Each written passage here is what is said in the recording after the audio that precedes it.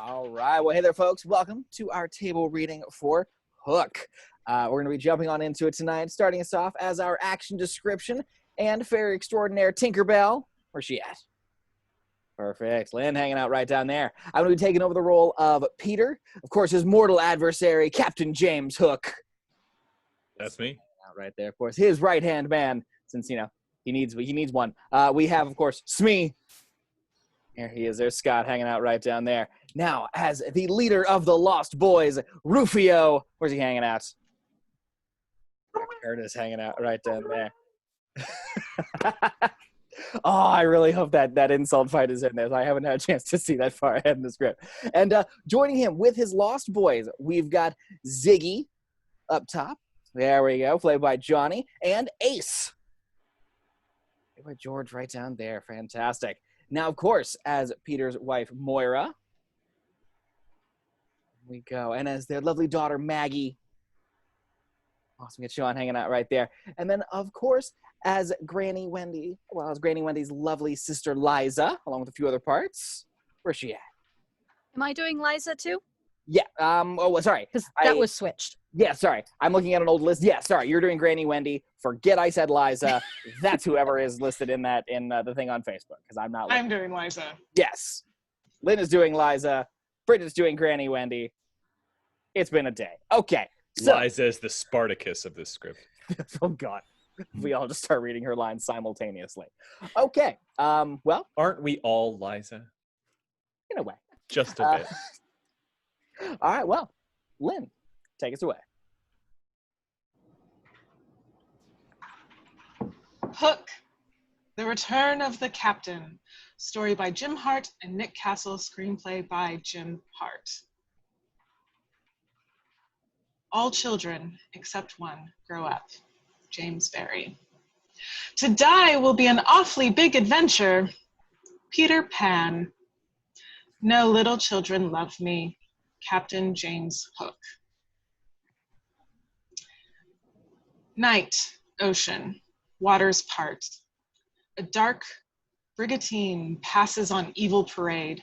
Its banner flies, a skeleton pirate holding an hourglass in one hand and a bloody heart in the other. In the ship's hold, treasure chests overflow with the riches of 14 seas. Smoke rings waft over mounds of pearls and precious stones. 2 Havanas glow from an unusual twin-stemmed cigar holder in the foreground. An elegantly evil voice echoes. Oh, there's no place like home. An ivory gentleman's box opens, revealing custom handcrafted hooks, properly labeled for every occasion, formal, etc. Diamond encrusted, gold, platinum. There's no place like home, be it ever so humble. Fingers on a slender left hand dance like a concert pianist over the array of lifting the hook labeled classic, jamming it with a metallic clank where the right hand should be. There's no place like home. The classic hook slams down into the table. Cut 2. Exterior, perfect blue sky day. Superimposed, all children except one grow up. We are flying up the Thames River. Present day London gleams in the afternoon sun. We glide over Big Ben to Westminster Bridge, St. James Park, Buckingham Palace, to the rows of townhouses along Kensington Gardens. There's a familiar one, number 14. Garret doubled windows open to the world. Wendy? Wendy! Cut to a children's nursery window day. We've seen this window before, the very one we remember Peter Pan coming and going through when we were very young. Reveal Wendy, silhouetted at the window, her back to us, languidly brushing her long flowing hair. Wendy, Mom, thought I'd be finding you here. Liza enters all excited and flustered, setting down a box of vintage toys. The corpulent Irish housekeeper has been running the Darling house for decades. She talks a blue streak. Let's be getting you dressed now. You'll want to be looking your best. I was just tidying up my memory, Liza. It seems I've spent a great deal of my life waiting at this window. Her gentle voice, still wistful but regal, aged with grace. Excuse me for saying, but you're having a hospital named after you this evening for helping orphans and homeless children, not for staring out windows. Wendy pats Liza's hand with her own. Her hand is old, much older, but her laugh still tinkles like glass. Liza worries about Wendy when she gets like this. You won't be worrying about Peter now, Wendy, Mom. He'll be here. He's flying home this very moment. Liza points out the open window as if expecting Peter to fly right in and land. Cut to stormy sky day. Thunder cracks, lightning flashes. A British Airways 747 bucks the storm like a wild horse. The 747 going down the aisle inside the transatlantic flight from hell. Passengers show little concern in the slam dunk turbulence. They're pros, except for Peter Banning, 35, boyish good looks, tie at half-mast, sweating bullets, white knuckles on his armrests. He's holding on for dear life, drowning his fear of flying in another scotch. Jack? Jack Banning, age 11, pitches his baseball into the air next to Peter. You're going to hit the ceiling. The oxygen mask will fall out. Good, I can't breathe. Anything to annoy his dad, the ball ricochets off the ceiling and knocks Peter's drink into his lap. Jack cringes. Uh-oh. Big trouble. Moira Darling Banning, early 30s, a natural beauty, tries to read in the row behind, her English accent soothing, ever patient, ever understanding. Peter? Switch. Peter stands in the aisle with his wet crotch, nervous face. Moira gives him a sympathetic hug. I'm not going to make it to my next birthday. You're not gonna die without a phone and a fax machine, okay? Relax. Relax. Peter is about to throw up. Peter sits down next to Maggie Banning, age 5, magic marker all over her hands and face, surrounded by wads of drawing paper, teddy bear, a doll, goldfish crackers. He instantly panics. She's not buckled in. He cinches her too tight. Daddy, I can't breathe. Tell me when it's 2 fingers, princess. Maggie measures the slack in the belt. 2 fingers. Peter collapses back, trying to get a grip and act calm. Can you show Daddy what you're drawing? That's me. Aren't I cute? That's you. The picture, a big plane crashes in flames into a sea full of sharks, which are eating everyone, except Maggie and Peter, who are descending in parachutes. It's really nice, princess, but we don't have parachutes. The 747 banks sharply and drops like a roller coaster. Maggie whoops with glee. Peter grips his seat rest. This is it. He's going to die. Jack hangs over the seat with a devilish grin. No, Dad, the wing's gone. Cut to Heathrow. Customs day. Lines of travelers lugging bags, does standing up. Babies cry, same grim looks on their face, except for the Bannings. They look grimmer, no, grimmest. Peter herds everyone holding Maggie, her teddy bear, and enough carry-ons for 8 people. Jack pops his ball in his glove, and Moira lugs more carry-on bags. Jack, stay close. Moira, passports? Moira holds them up for the 37th time. Yeah, stay together, we're moving. Peter herds all the bags and family and moves 6 inches to the customs man. We see it in Peter's face. This is hell. Tight on the passports, the Banning family. Moira, the calm, Jack, the gross, exposing his retainer. Maggie, the bubbling, and Peter, the type A stressed out male heart attack poster.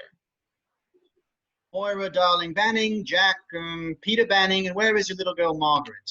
Oh, here she is. She's right here. Raising the teddy bear's hand. Maggie is not on the other end. Peter pales Instant panic, dropping all the bags. Maggie? Silence engulfs the room. All heads turn to Peter, ashen. Daddy! Daddy has to go to the bathroom. She's right behind him. Jack groans, humiliated. Moira shrugs an apology to the world. Peter flushes red, taking Maggie's hand. Heathrow, cab queue day. London taxis pull up and load passengers. Peter moves Jack's 2 inches back behind the yellow line with Maggie and Moira as if it were radioactive. Jack is really annoyed. Outside Kensington Gardens day, the statue of Queen Victoria reigns over Round Pond. A traffic jam inches past Kensington Palace in the background. Cut to the interior taxi, Kensington Road, barely moving. Peter is engrossed, figuring exchange rates on his electronic Filofax. Maggie sits in Moira's lap, taking in the sights at the window. That's where Princess Di lives, and there's Kensington Gardens. Can you tell me what famous statue is there? Peter Pan. Maggie leans out for a better view. Moira holds on to her. Head inside. Maggie knee-jerks her head back inside. Jack, tuned out on his Walkman, beats a rhythm on the seat. Peter reaches out and grabs his hand without looking up. Kensington Gardens, Peter Pan statue. Dedicated in 1912, the boy who never wanted to grow up. Super title card. Kensington high angle looking down sunset. The Bannings pile from the taxi, head to the front door, lugging bags. Moira runs a comb through Maggie's hair. All right, remember, she's very old and doesn't need a lot of noisy children running around. Jack, can you hear me? Jack walks the garden wall like a tightrope, enjoying himself and the music in his head. Peter pulls him down. Yeah, come here, you're going to break your neck. Now listen, you two. One word. Manners. All right, use your napkin. Close the bathroom door. Don't touch anything. Remember who you are. Peter reaches to ring. The door opens instantly. A sad old man peers out at them, catatonic. Uncle Toodles. Hello. Uncle Toodles takes one look at Peter and slams the door. Maggie thinks it's funny, and Jack ducks to leave. I'm out of here, dudes. Peter stops him. Very funny. The door opens again. Liza! Welcome home!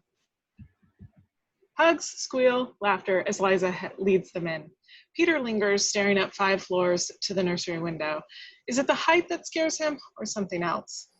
Inside the entrance hall, a grand antique-filled affair with chandelier hanging in the center. Liza leads them in, talking nonstop. Oh, poor Uncle Toodles, he's just not himself today, most days lately. Uncle Toodles is visible in the dining room, swaying back and forth before a collection of vintage sailing ships in bottles lining the mantel. Oh, Mr. Banning, before I forget, your office cold 3 times at least. Thanks, Liza. Great. What did I tell you? He spots Jack trying to jump and touch this chandelier. He motions sternly, over here, and Jack slumps to him. Wendy, Mama's so anxious to see you. She pauses at the formal parlor doors. Peter and Moira look around. Maggie's gone again. From Peter's point of view in the dining room, Maggie is beside Toodles. He's making wind sounds, holding out his arms, as if flying, childlike. Maggie raises her arms and sways with him, giggling. Toodles smiles. Contact. Maggie, don't bother Toodles.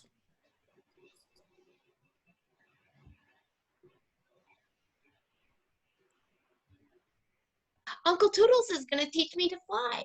Fine. Good. Just be nice. Can't even talk, dork, yet. Peter stares Jack into silence. Maggie glances back at Toodles, still swaying in front of the ships, out of it. Inside the parlor, Liza swings the door open. The Banning family snap to, flashing smiles. Peter whips Jack's ball cap from his head. Reveal, Wendy Angela Moira Darling, 92 years young, sitting regally in her favorite wing chair, her hair silvery white, but her eyes still so very young and so alive, her smile warm, beckoning to the children. Peter nudges Maggie, just like you practiced. Maggie curtsies. Granny Wendy melts, opening her arms. Such a young lady. Come here. I haven't seen you since you were but a nib. Maggie rushes to her. Careful, Granny Wendy might break. Oh, pooh. Your daddy's turning into a fusspot in his old age. Granny pats her thighs. Maggie jumps in her lap, hugging her tight. Granny looks at Jack and feigns shock. This couldn't be Jack. Who's this giant? Jack is embarrassed by all of Granny Wendy's affection. Peter nods to Jack in that way that means, go on, do it. And I'm supposed to congratulate you for getting that kids hospital named after you. That's really rad. I am I? Is rad good? Jack nods, giving some attitude. Are you the really real Wendy, Granny? Jack says you're not. Chill out, scuzzbrain. Kids, manners. Gran, the house looks beautiful, and so do you. Dear Moira, I look like a prune. Hello, Peter. How's my favorite orphan? Fine. A little jet lag. Sorry we cut it so close to my ears at the office. Just couldn't get away. Granny eyes Moira for help. Moira shrugs. He's hopeless. We thought Maggie had an ear infection. Oh, Peter, do chill out. He does. Jack loves it. Maggie giggles. Inside the 4th floor bedroom, night. Peter paces on the phone, now pulling on tux pants and shirt. He fumbles, fastening his studs, cardiac intense. Look, we're not folding our tent. Moira appears, stunning in her evening dress. She needs a zip up. Peter cradles the phone, zipping her up. Look, I don't care what you have to do. Just do it.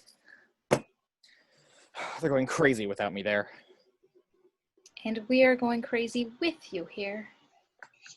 She forces his mouth into a smile with her fingers. Honestly, Peter, we haven't had 2 minutes alone in weeks. You never see the kids. When you do, you make everyone crazy. Oh, come on, I do not. Oh, really? Jack and Maggie need their father, not a policeman constantly on their case. You worry about everything. She shakes out her hair in the mirror. Beautiful. You're getting worse. What's going on with you? Nothing's going on. Is it me? The kids? Work? Your chores? Your cholesterol? Do you want to buy a Porsche? Chase big-breasted silly women? What? He gropes her body. She pulls his suspenders way back. I don't want a Porsche. I love our kids. I love you. Your breasts. I had a rough day. When was the last time you had a good one? He thinks. He can't remember.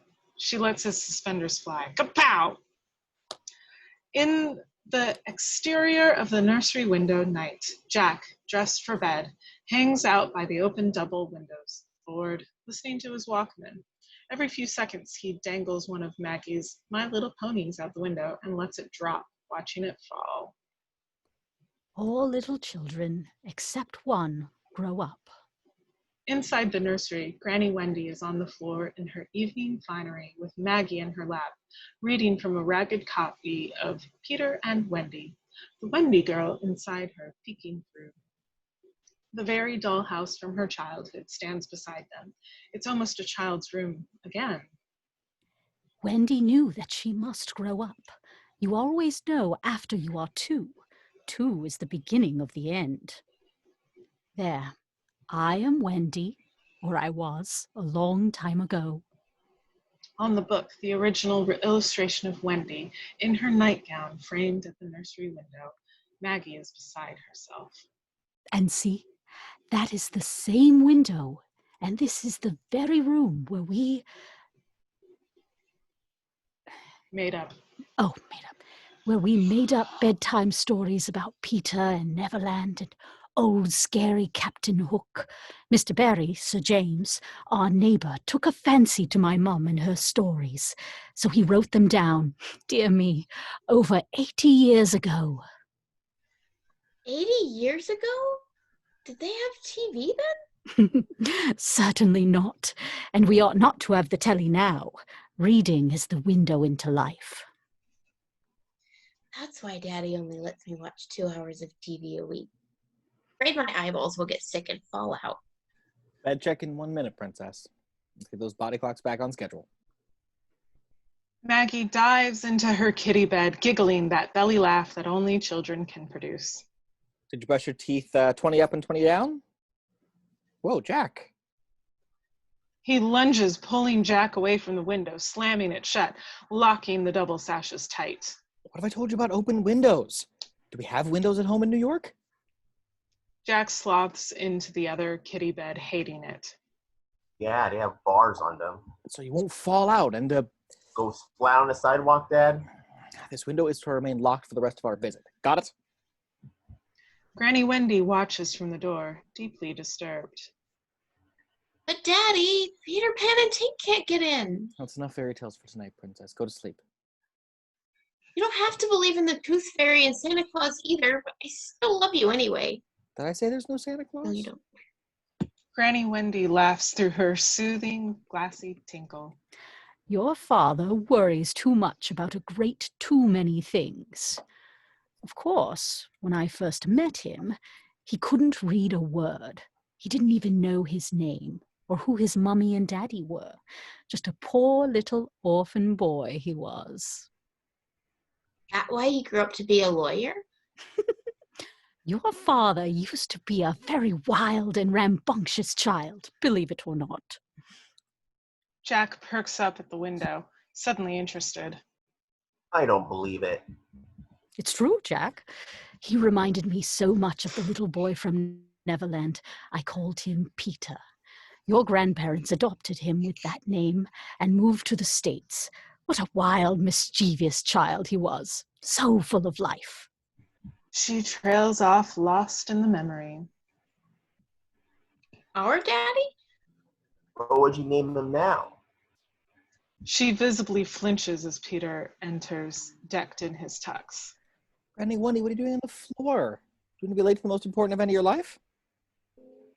He helps her up. She kisses Maggie, waves to Jack, and heads for the door, perturbed at Peter's manner. He tucks her in. She hands him a Paddington Bear sheet, all tangled with a curtain cord. He inspects it, puzzled.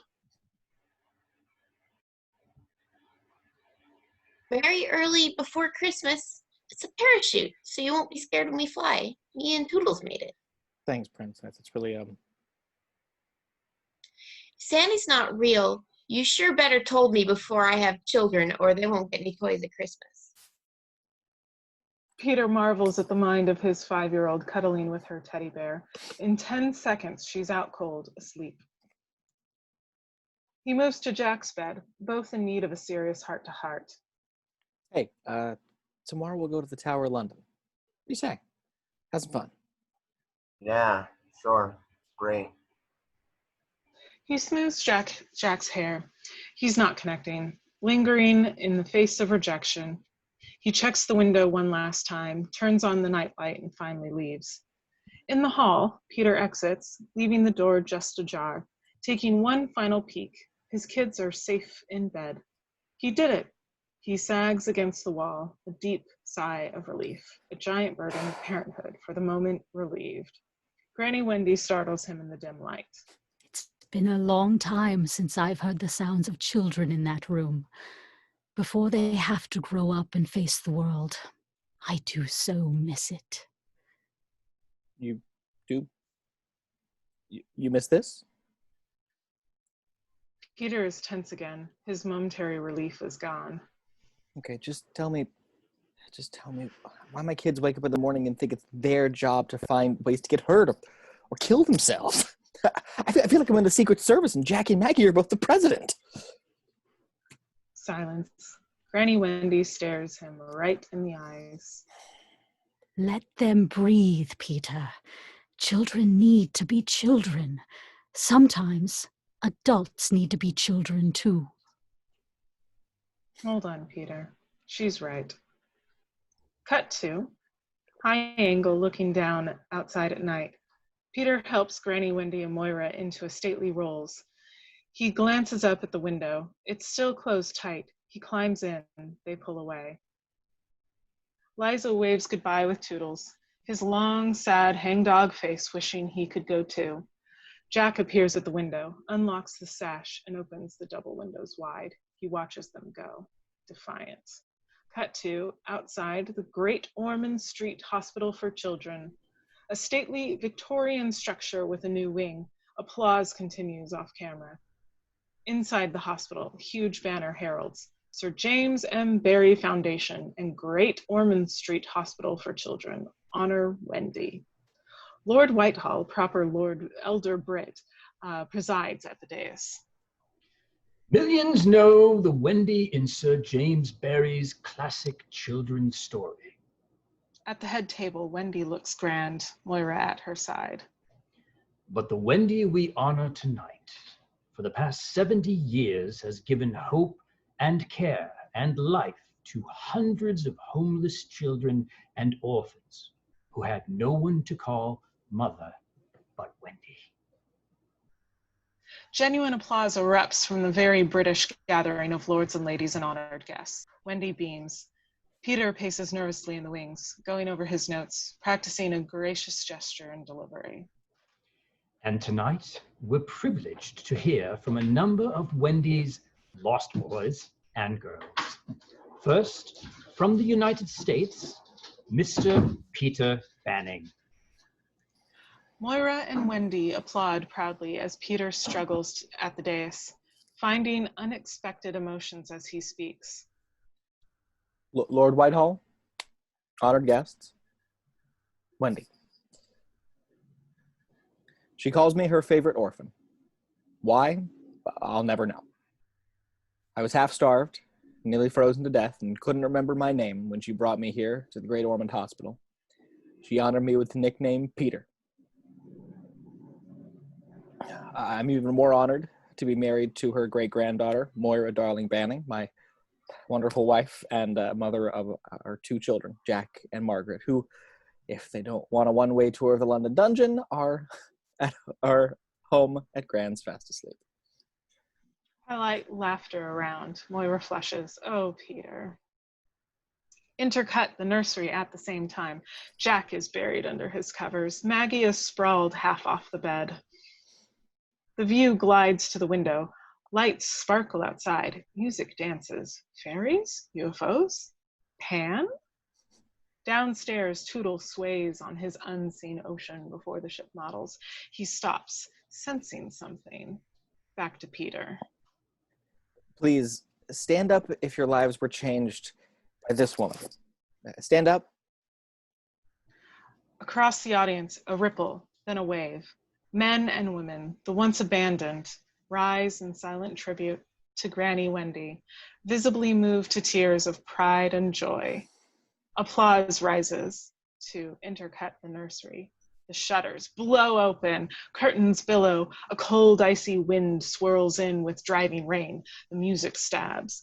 Maggie wakes, Jack wakes. They scream, bathed in unholy light, staring into the unseen face of death. Downstairs, Tootle looks up, agitated, then terrified. He tries to speak, forming his mouth in the letter O, gasping to get it out. What? Toodles? He points upstairs, gagging. They hear screams from the nursery. Liza hurries up the stairs. On Granny Wendy, thundering applause as she stands before the banner with ceremonial scissors. The Wendy Darling Foundling Hospital. In the nursery, unholy light glows. Liza races in the door. A powerful icy wind slams it into her face, knocking her unconscious. But Granny Wendy, an unseen force, rushes over her. She sways. Peter steadies her. Moira helps with the scissors. The ribbon snaps. Cheers, applause. Wendy smiles, but something is wrong. Cut to black. Fading in front of number 14.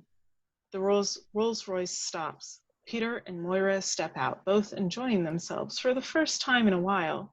Then Peter helps an exhausted, shaky Granny Wendy. A night to remember, Wendy, Angela, Moira, darling. Moira stops at the door, puzzled. Peter. She points. A note.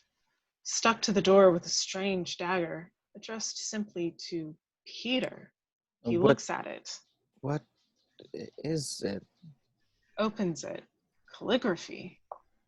Elegant signature from another age. Dear Peter, welcome home. Captain JAS, period. Hook. What is this? Good God. Gran Hurry. his. Outside number 14, Moira hurries in. Peter follows. Liza, Toodles. Peter and Moira bound up the stairs. To Liza's limp form, crumpled on the landing, an ugly bruise on her forehead. Peter checks her carteret. She stirs. The children! Children! Moira looks to Peter, hoping, praying. Inside the hallway of the nursery door, stuck fast. Peter slams against it, again, again. He bursts in. The room has been savagely tossed. Beds empty, windows flap in the eerie breeze.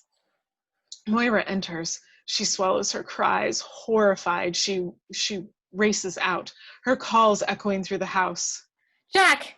Maggie! Sweetheart! Outside the nursery window, Peter leans out, searching the row yards below. Jack? Maggie! Where are you? A raspy voice cackles from the night, freezing Peter cold.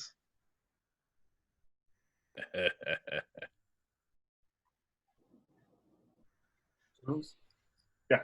That Hookie's got them. Hookie's back. Peter freezes. There in the garden, clinging to the top of an old shade oak, like a scared kitten, is Toodles. Have to fly. Have to save Maggie. Have to save Jack. Hook's back. Peter at the window is in complete shock. Toodles' voice echoes again. He talks. Inside the dining room, on Granny Wendy, approaching, facing the ships and bottles. She knows. It is true. An unseen force hits her again. She collapses on the floor. Later, outside number 14, a now fully staked out crime scene. 2 police Jaguars sit in front with lights flashing. An ambulance. Bobbies ascend a ladder to check the roof. Medics bring Liza out front in a gurney, resting quietly. Outside in the backyard, the tree. Toodles is still clinging to the top. Kicks at the rescue ladder, rising to his perch. Firemen surround the tree with safety nets. Think happy thoughts. Listen to my marbles. Think happy thoughts. Happy thoughts. Moira pushes through the firemen looking for Peter. Inspector Good appears before her, a pro from Scotland Yard. All business and fastidious manners. the old man wouldn't let my chaps bring him down. He wanted your husband. Peter. My God. Oh, shit. Peter. On Peter is ascending the rescue ladder, hugging every rung, closing his eyes, afraid to look down, acute vertigo. Toodles leans precariously out. Well, okay, Toots, take it easy. Toodles lunges, clutching Peter like a drowning man. Moira shouts. Firemen tighten Peter's safety line, lowering them to the ground.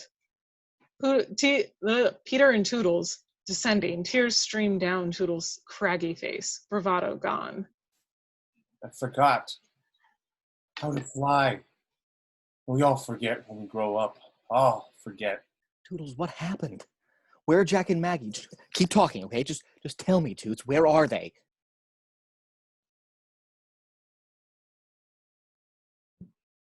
Toodles kicks and screams. Peter holds on to him for dear life.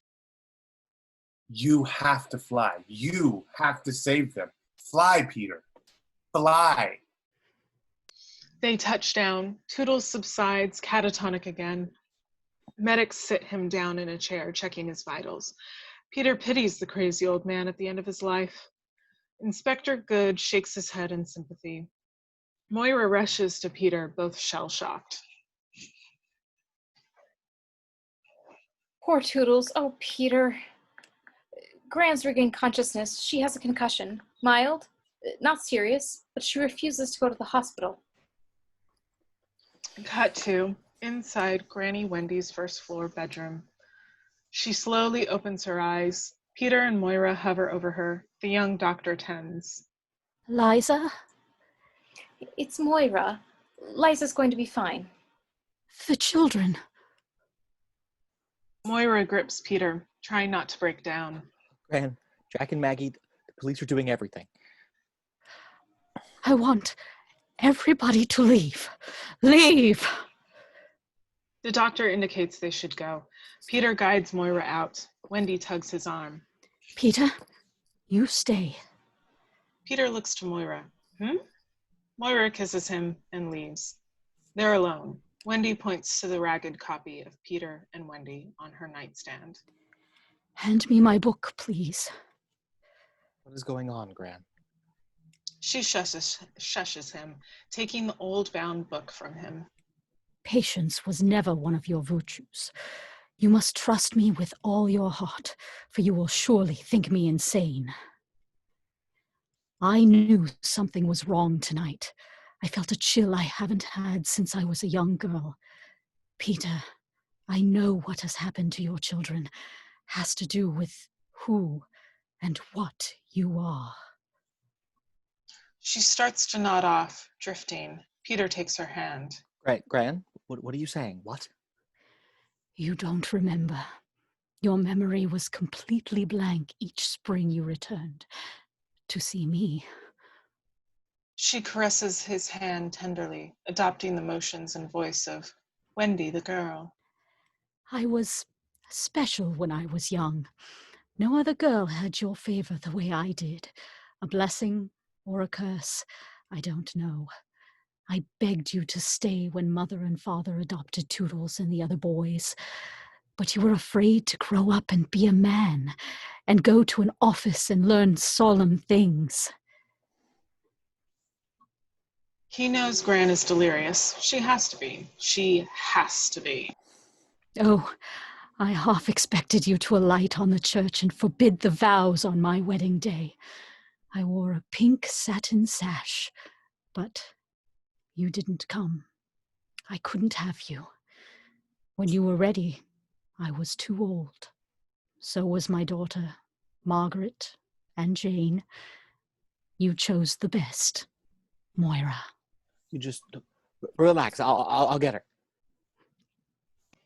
He pats her hands. Wendy presses his to her heart. No, I have tried so many times to tell you. The stories here are true. Toodles grew up just like you. He went crazy trying not to. He never forgot. You forgot the child inside you. You gave up immortality in one world for the pain and joy of life and death in this one. Now the world you left has come to seek revenge. Only you can save your children. Somehow, you have to go back. Think as a child. Believe in childish things again. Become the child you were. The child we all were once. Oh, Peter, don't you know who you are? She turns the book to him, pleading, willing him to see. The book, the original illustration of Peter Pan, sword drawn, standing in classic pose, head cocked back as if to crow. Peter stares at it, stone-faced. He looks back to Gran. She's sound asleep, out cold. Cut to inside the hallway. Peter exits Granny Wendy's bedroom, exhausted. Moira is waiting, running on fumes. What did she say? Peter embraces her, holding her tight, trying to make it all go away. But it won't. Nothing. She fell asleep again. She searches his face, hoping, praying. The doctor enters the room. Moira follows. Inside the dining room, Peter enters. He pours a double scotch and chugs it. He pours another. Inside the dining room later, Peter and Moira sit on a sofa, catatonic, waiting. Inspector Gerd appears at the door. Inspector. Moira wipes her eyes, trying to make herself presentable. Mr. and Mrs. Banning, the old gent checks out. We've wired the phones. 2 of my boys will be outside. The lab chaps will analyze this. He holds up the dagger and note. Moira can't look at it. Dear Peter, welcome home. Captain James Hook. It's entirely possible it's all some kind of ridiculous prank, given the family literary history and what all. Moira and Peter don't want to hear this. We can only wait and hope, I'm afraid. I'm deeply sorry for you both. I assure you, Scotland Yard will do everything we can to find your children. Good night. He tips his hat to Moira, nods to Peter, and leaves. Moira, numb, begins to tidy up, trying not to think. Glass crashes to the floor, startling them both. Moira disintegrates in tears, finally letting go. A ship and a bottle lays in pieces on the floor. Peter picks it up, transfixed. The Brigantine, the ultimate pirate ship. Fade 2. Outside, number 14, the nursery window, night. Dark, lifeless. Inside the study, tight on the phone. Dead silence. A near empty bottle of scotch sits next to it. Peter picks up the bottle, still in tux pants, suspenders down, now wearing a golf shirt and sneakers. Strung out. Inside Granny Wendy's bedroom later, Peter peeks in. Moira sleeps in a chair beside the bed, holding Granny Wendy's hand. Gran is out cold. Inside the dining room, Toodles is now curled asleep on a love seat, clutching Maggie's teddy bear. Saddest face ever. Youth gone. Waiting to die. Hopeless. Inside the nursery, the door slowly opens. Peter braces himself in it, facing the dark, empty, lifeless room. He hoists the near empty bottle for another pull. Hey kids, don't forget to brush teeth. He fumbles Maggie's parachute off the floor and staggers to the window. He opens the sash, swinging the windows back, and sits down on the seat. He looks up into the nursery, into the starry sky, as if to make a wish. Closing his eyes tight, he breaks down, sobbing openly. A mystical breeze kicks up, dancing the curtains. He looks again. From Peter's point of view, framed by the window, one star flashes bright, moving across the heavens. Faster, faster the light travels. Peter scoffs, wiping his tears. Oh, you're blasted, Banning. The light hurtles down at Peter, 1,000 times brighter than the night lights. Through the window, knocking Peter flat, zipping about, trailing energy like a cosmic spider web. The light topples books off shelves, checks every room in the dollhouse, then buzzes Peter. Peter retreats, swatting at the straying light, into the adjoining bathroom. He slams the door, hyperventilating. He covers his ears, his head throbbing in pain. Bells? What are the bells? Intense light grows through the keyhole. Peter peeks. Through the keyhole, Tinkerbell. The one, the only. No longer than your hand, her exquisite gown cut low and square, through which her figure can be seen to best advantage. Puckish red hair piled on her delicate but pronounced head. Flashing green eyes, pointed ears jangling with tiny rare gems. Ruby lips at full pout. Well, it's not the tooth fairy, sweetie.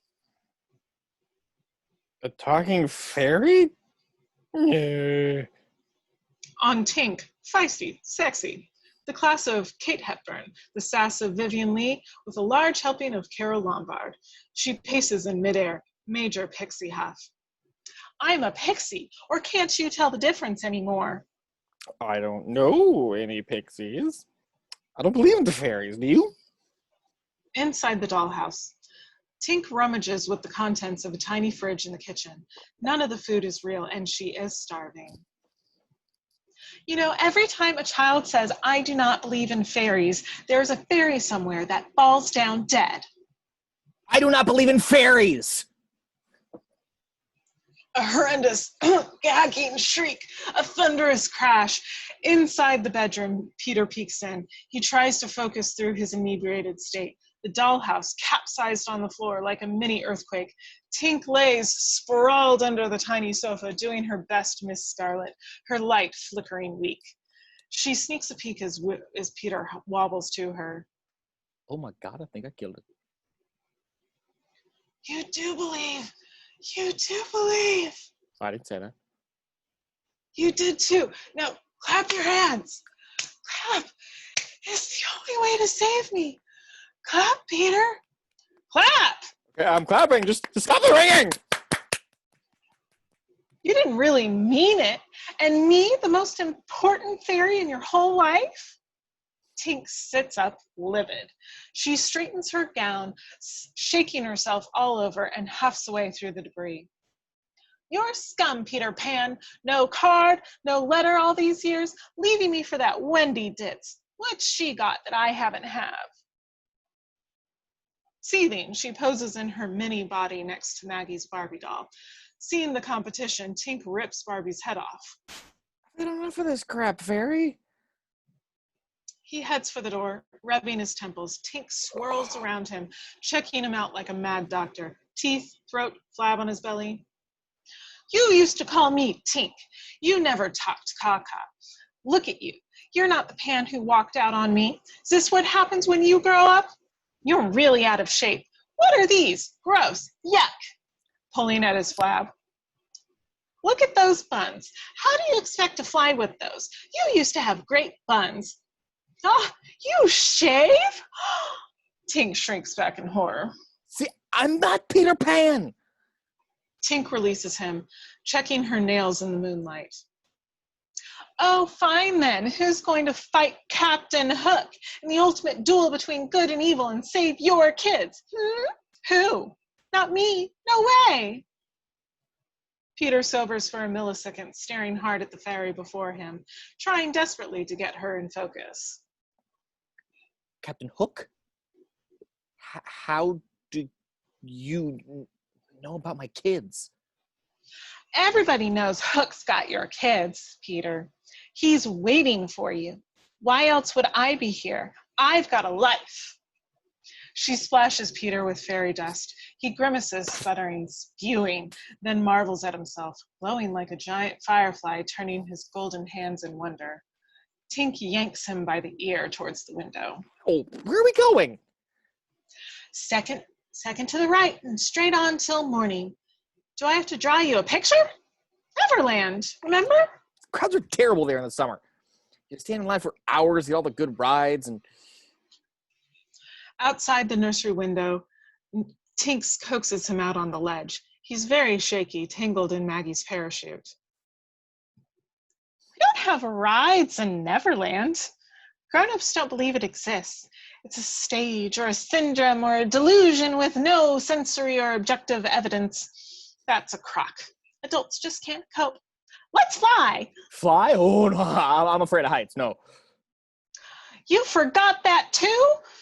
Just close your eyes and think happy thoughts. As long as I'm hallucinating. A neighbor opens her window across the garden. Are you quite all right, sir? No, I'm Peter Pan. This is Tinkerbell. He points. Tink ducks behind a curtain. Oh, yes. Isn't she pretty? Don't go anywhere. I'll be right back. The neighbor disappears. Peter sours, chastising. Can't really see her. Don't encourage a drunk. He loses his balance and falls off the ledge. Peter plummets, yelling. The little shower ring fixed to the harness, flapping him in the face. He yanks it. The ground rushes up. Peter snaps to a halt, hanging limply. The bedsheet parachute opens above him. He whoops. It works. He begins to ascend. Tink hangs onto the sheet with both hands, wings buzzing, struggling to gain altitude. Ah, you've gained weight, Lardo. Ah. To fly. You know you shouldn't drink and fly. The odd couple ascends into the starry sky. The neighbor returns to her window on the phone.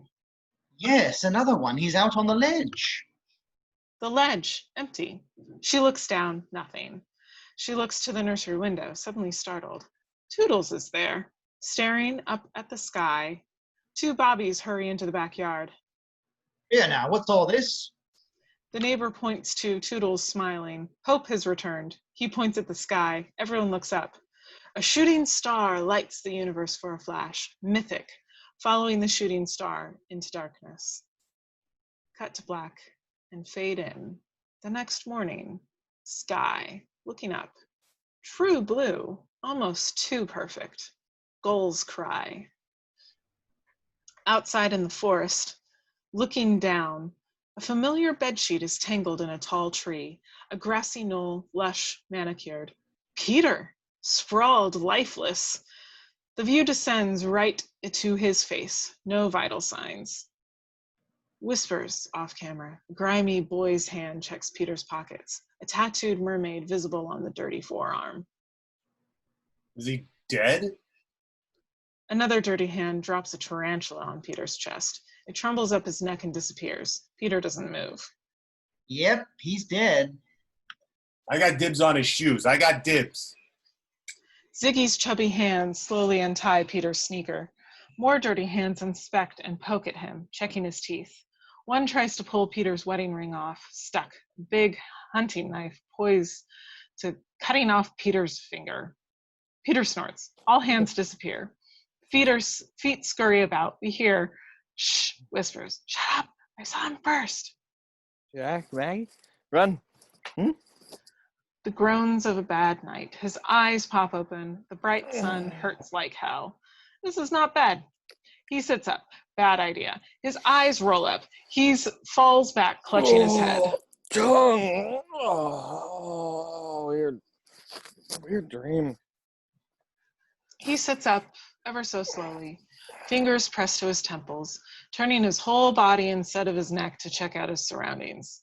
A forest. Dense. Tropical. Okay, I'm in London?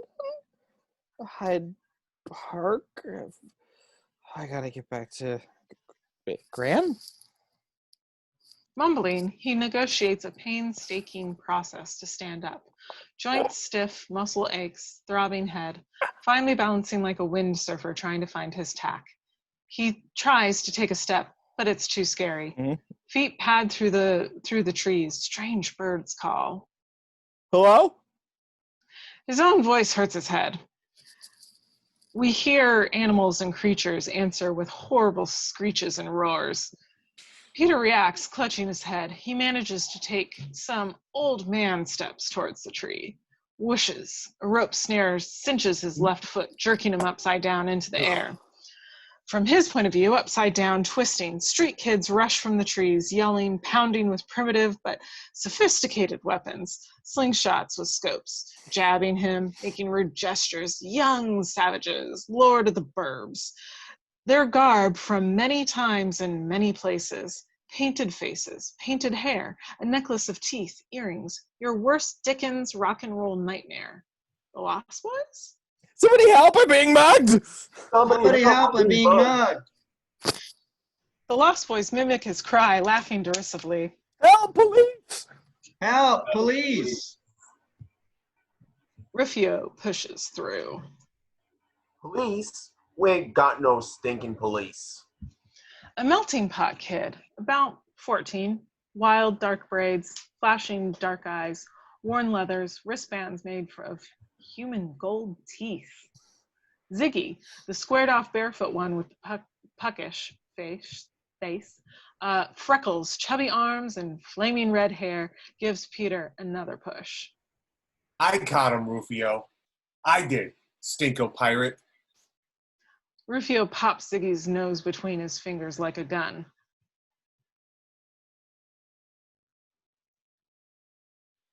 Does the stinking pirate got any gold? He grabs Peter by the hair, stopping him with savage jerk. His stiletto springs open. He forces Peter's mouth open, probing his teeth with the gleaming blade.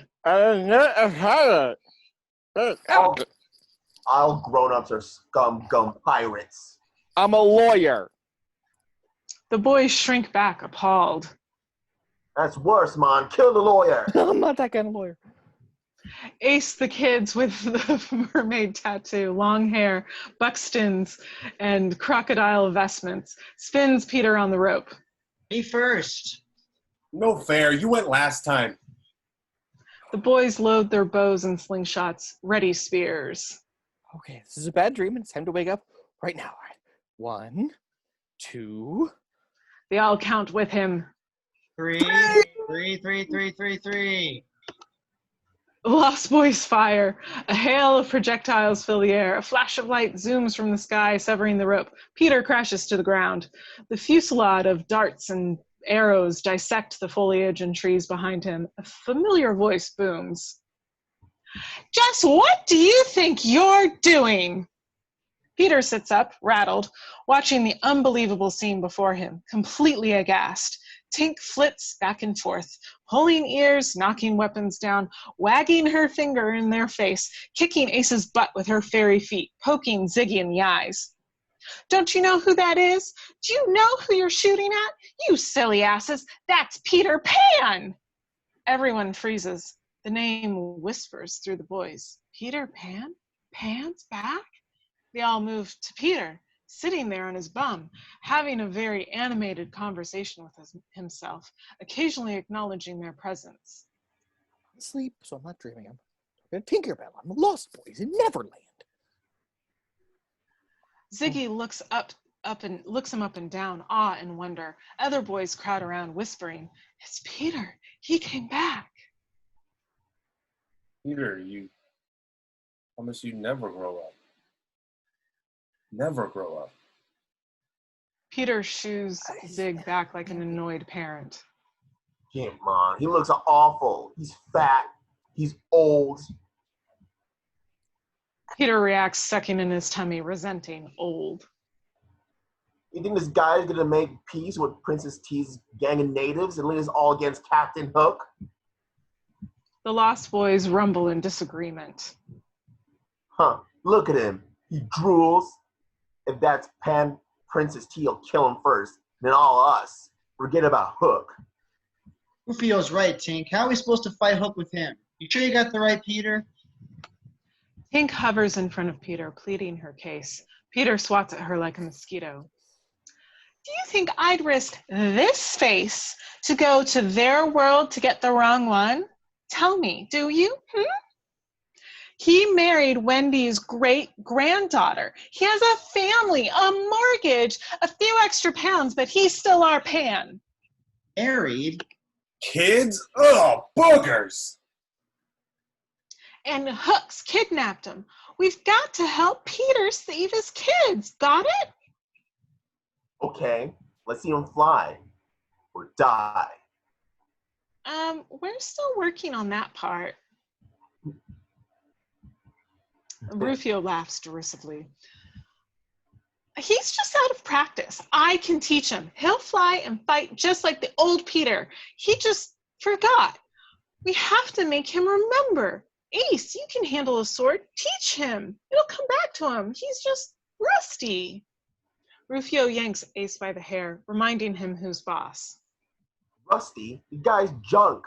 Garbage. Peter shakes his head, waving them all around, mumbling. Well, if Tink says so, maybe we can teach him. Rufio slings a rock, knocking Tink against a tree. She drops, stunned cold. Don't listen to that fairy Ziggy. I, Rufio, Lord of Lost, ban her pixie butt.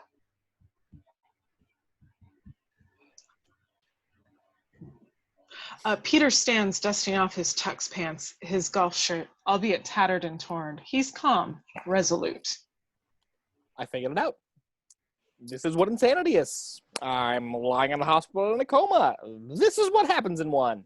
So real. This is not real, and neither are any of you. No offense. Not real? Rufio street kicks Peter in the stomach. How's that for real, Grandpa? Ow! Hurts. As much as this? He slits the palm of Peter's hand with his stiletto. Peter stares in horror. The blood comes. This is real. He pushes madly through the Lost Boys in a complete panic, heading into the jungle. Ace the boys in pursuit. Rufio holds up his bloody knife. Let him go, boys. The crocodiles are hungry. Let Hooky kill him. The great Peter Pan. Guy's a dick. He leads the Lost Boys into the jungle. Tink regains her senses in a major snit, Your old boyfriend went that way. making kissy sounds. The boys razz her. Tink counters with an obscene gesture, even for fairy. She blurs away, with Tink flying, dodging in and out of the trees at fairy light speed, with Peter running, crashing through the vines, dense undergrowth, clutching his hand, completely out of his head. He falls, tumbling down a steep hill, and skitters to a stop, right at the edge of a high precipice. Waves crash on jagged rocks 200 feet below, revealing a sweeping panorama. Neverland. It's not a cartoon. It's not a painting. It's real. To the north, two perfect rainbows arch over a high turquoise waterfall, which tumbles into a lagoon. To the south, smoke curls from an exotic Caribbean-style Indian village. Before him, the perfect pirate cove. Hundreds of pink flamingos flood the sky overhead. He kneels, awed by the unbelievable view before him. A virtual dream come true. My God. Tink arrives, catching her own breath at the sight of Peter and coming to grips with the truth. Are you okay? Peter? Peter turns, seeing her for the first time, his heart racing. He can barely breathe. Do you know where we are? He nods, unable to make him say it himself. And who am I? You are a composite of all the girls in the room, and I thought I was in love with over my life, and I'm under anesthesia right now for brain surgery. Yeah. Say it, Peter. Say it. Or you're real. Tinkerbell. Pleased to meet ya. And who are you? I just can't accept this. It's not rational adult thinking. I just can't believe that this is possible. Children believe. Tink wraps his hand with his handkerchief. Joined my children. That's right. Jack and Maggie are here. Cannons roar off camera, echoing across the island. Peter scans the cove, searching. That's an 18-pounder on a 24-foot hull. You can do 14 knots under full sail, 46 galley oars for ramming speed, 35 cannon. Where's the ship? My kids are on board? Think, Peter. Think. What do you have to do to save your children? It's coming, the words of Granny Wendy. Think like a child, believe as a child, become the child I was. Think, believe, become. Yes, Peter, yes. To do battle with Captain Hook, you'll need an army and your sword, not to mention fly. Wait, hold on. Whatever this is, whatever has happened to me, I'm still me. I can't fly. I'm not going to sword fight this Hook person. I'm going to go talk to him. Work it out like adults. Another cannonade echoes. Peter hurries along the cliff. Where do you think you're going? To find this Hook, get my kids and go home. That is why you brought me here, isn't it? Tink flits after him, talking nonstop as they disappear down the jungle path. You always think everything is so easy. Hook is preparing for war. He planned it this way. The kidnapping, everything. You're not ready. He'll kill you. Cut to, outside, the pirate square. A guillotine juts into the sky, blade gleaming. It drops with a rush. We hear the sickening sound of contact. Smee catches it. Two cleanly severed halves of a watermelon placed in the guillotine headblock.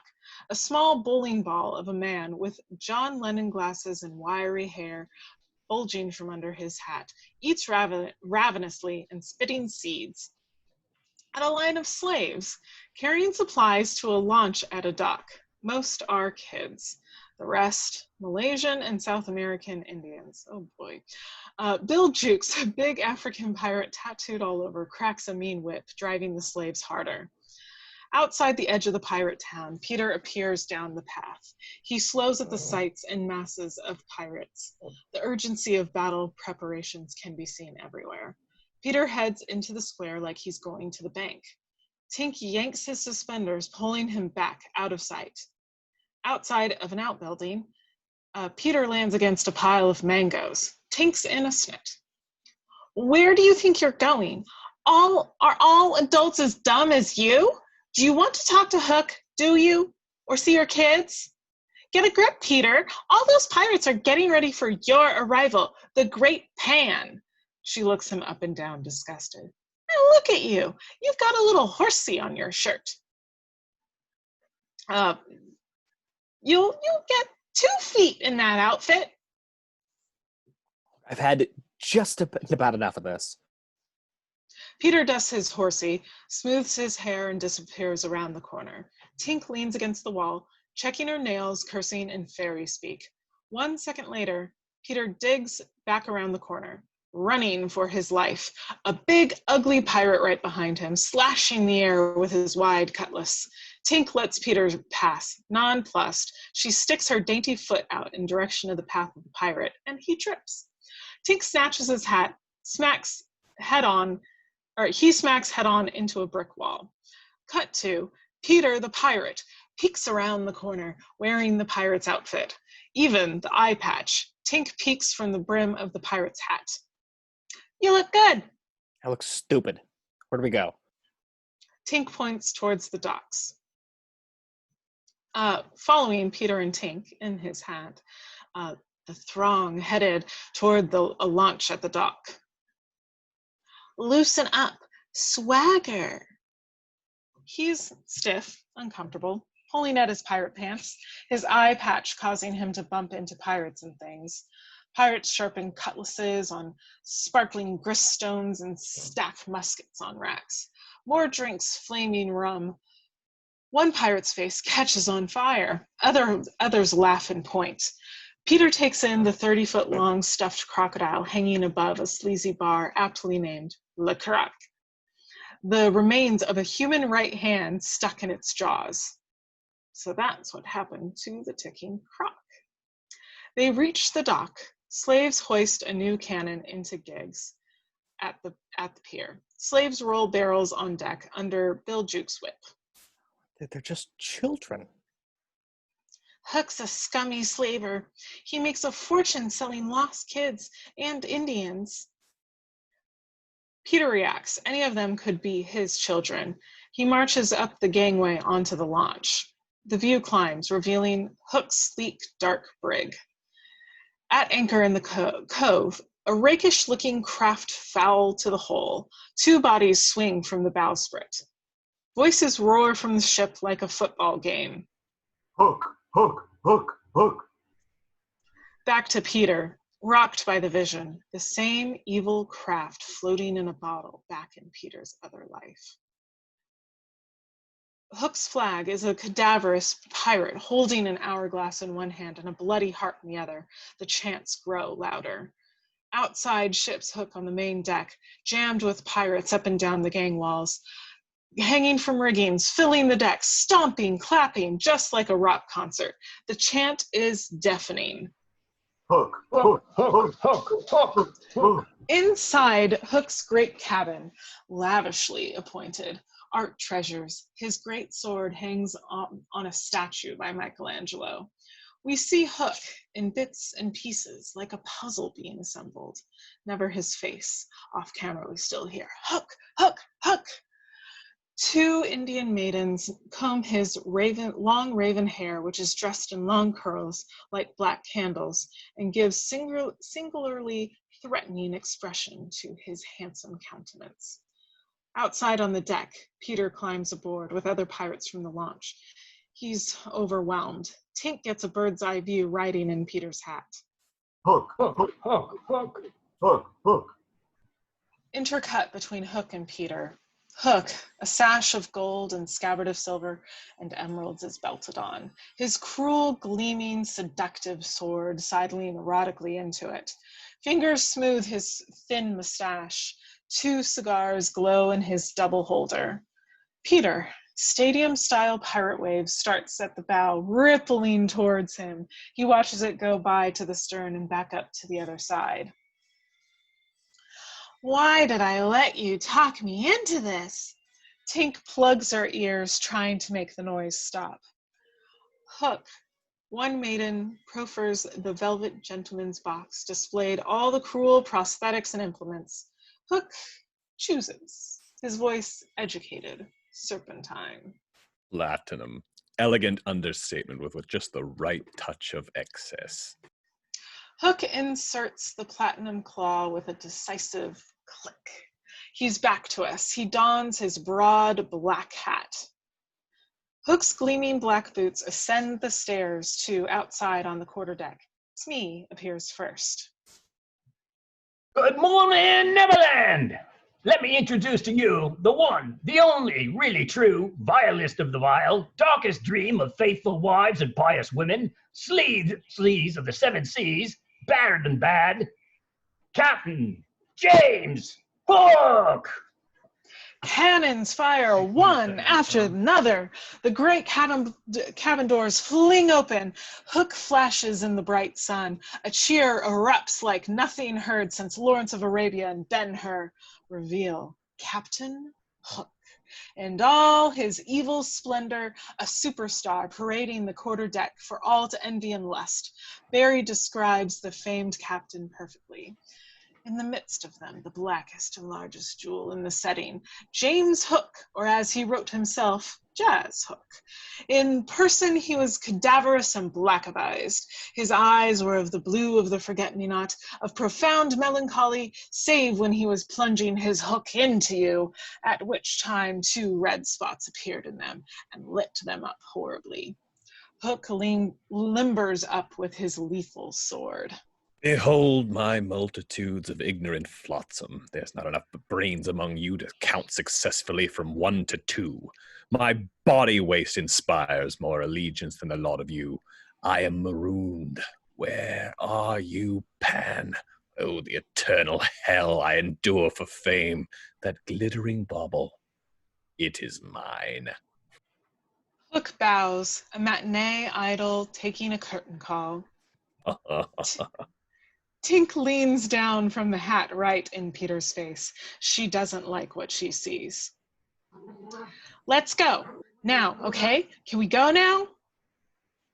Peter, eyes wide, heart in his throat, his jaw limp. Hook motions for silence. He gets it. My loyal, courageous, inferior crew, I have waited for many, many painful years with you parasitic scum. At last, the day is here. Reliable sources have confirmed Pan is back, and Hook has got him! Smee hoists Peter Pan in effigy on a pole. Pirates cheer. Hook silences them with a look. At last, the ultimate duel between... A hacking cough stops Hook in mid-gesture. Uh-oh. The ultimate duel between... The hacking cough gets worse. Pirates draw in their collective breath. Hook descends the steps into the big coughing pirate, whipping his fine silk handkerchief from his sleeve, offering it. The poor man reaches for it. Thank you kindly, Captain. Hook lets it drop. The man bends to fetch it. Hook's eyes glow red. He rams his hook into the man's gut. God bless you. Gesundheit. The bloodthirsty crew goes berserk as Hook hoists the man high on his claw and hurls him overboard. Below, sharks churn in the waters, feasting. Peter hangs on the gunwale, badly shaken. Tink tugs him. Seen enough? Let's get out of here. Wait, not yet. Hook quietly. The hubbub stops instantly. Now, where were we? The ultimate duel between good and evil. Dark and light, handsome and ugly. Hook versus Ban, to the death. And who shall win? Pirates, cutlasses raised high. Hook, hook, hook, hook. Why? Handsome. Hook smiles. His teeth impossibly white, sparkling like marble. His baby blues shine. And what is Hook? Good. Hook wheels his gleaming blade reared to strike. Smee. Good. In an evil sort of way, Captain. Hook only tweaks Smee's nose with the blade. Relief. Once I have rid the world of Pan, I shall leave this place forever and seek adventure where a man of my intellect and talent is appreciated. He pauses dramatically, milking the moment. Who sails with Captain Hook? The pirates roar in sport. Jukes whips a couple of more native slaves to open the main hatch. Peter strains to get a better view. He is horrified.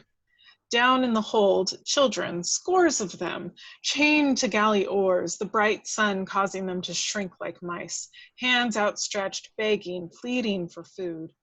Noodler, a bald-headed ape of a man, with his hands fixed backwards on his huge arms, hoists a cargo net up from the hold. Jack and Maggie hang captive inside, terrified, clutching at each other, too frightened to scream. Peter, dying 1,000 deaths, mouths their names silently, a father, helpless to protect his children. Let's give a warm welcome to Jack and Maggie Pan. Hi, kids. Isn't this fun? Let us go. We didn't do anything. On Peter, pirates cheer around him, firing squads, adding to his horror. He tries to push through. Tink pulls the seat of his pants. No, you're not ready. Don't. Excuse me, pardon me, coming through. Listen to me. You can't help them yet. Peter bats her to the deck. Tink dodges, boots stomping, kicking around her. She scrambles into a cannon. Peter pushes angrily through. Excuse me, hello? Captain Hook? I think I'm the man you're looking for. Hook faces Peter across the deck. High noon, gunsmoke, 7 samurai, all heads turn. Jack and Maggie can't believe their eyes. Daddy? It's Daddy! Daddy! Daddy's here. Everything's gonna be all right. Daddy. Who are you? Look, I don't know who I am anymore or how this happened, but those are my kids and I want to take them home. Peter sheds his pirate gear, causing a major stir in his tux pants, sneakers, and golf shirt. Tink can barely make herself watch from the cannon. Hook regards Peter from afar. Smee! Smee approaches like a dog who isn't house-trained. I ordered you to find me the one true Pan. Any thoughts? Smee produces a leather pouch, pulling out documents. Here, Pan, P. Here we go. Adoption papers, sworn affidavit by one T. Bell, medical history, dental records, birth certificate, social security. It's all in order, Captain. Hang on, can I see those? Hook silences Peter with a look that could rot eggs. He motions Smee to check Peter out. Smee approaches and pulls up Peter's shirt. Peter fights his ticklish spot. Aye, here's a scar. Hypertrophic. Right where you give it to him, Captain, during the Tiger Lily incident. He's Pan, but I've got a dead man's dingle. Appendix. Can't be. This flabby, flobby. Is that little horsey on his shirt?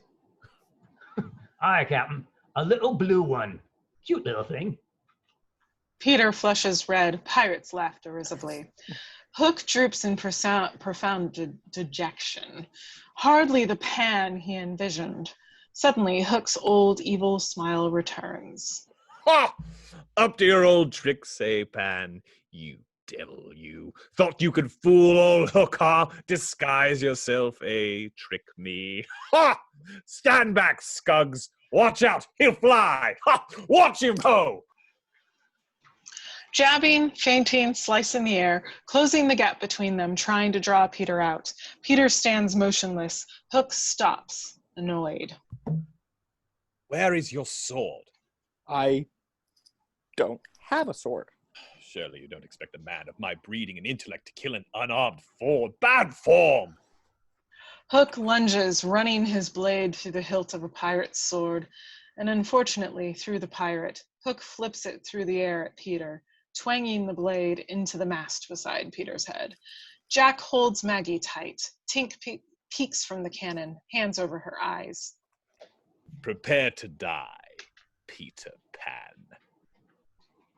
Hook assumes on guard, his sarcastic laugh echoing. Listen, Mr. Hook, there's been a terrible misunderstanding. I don't completely know how all of this happened, but I'm not trying to trick you. This is no disguise. This is me. I can't fight you. I don't know how. I just want my kids back. Peter pulls out his checkbook. Now, if it's money you need, just name your price within reason, and I won't press charges. Tink bangs her head repeatedly against the cannon wall.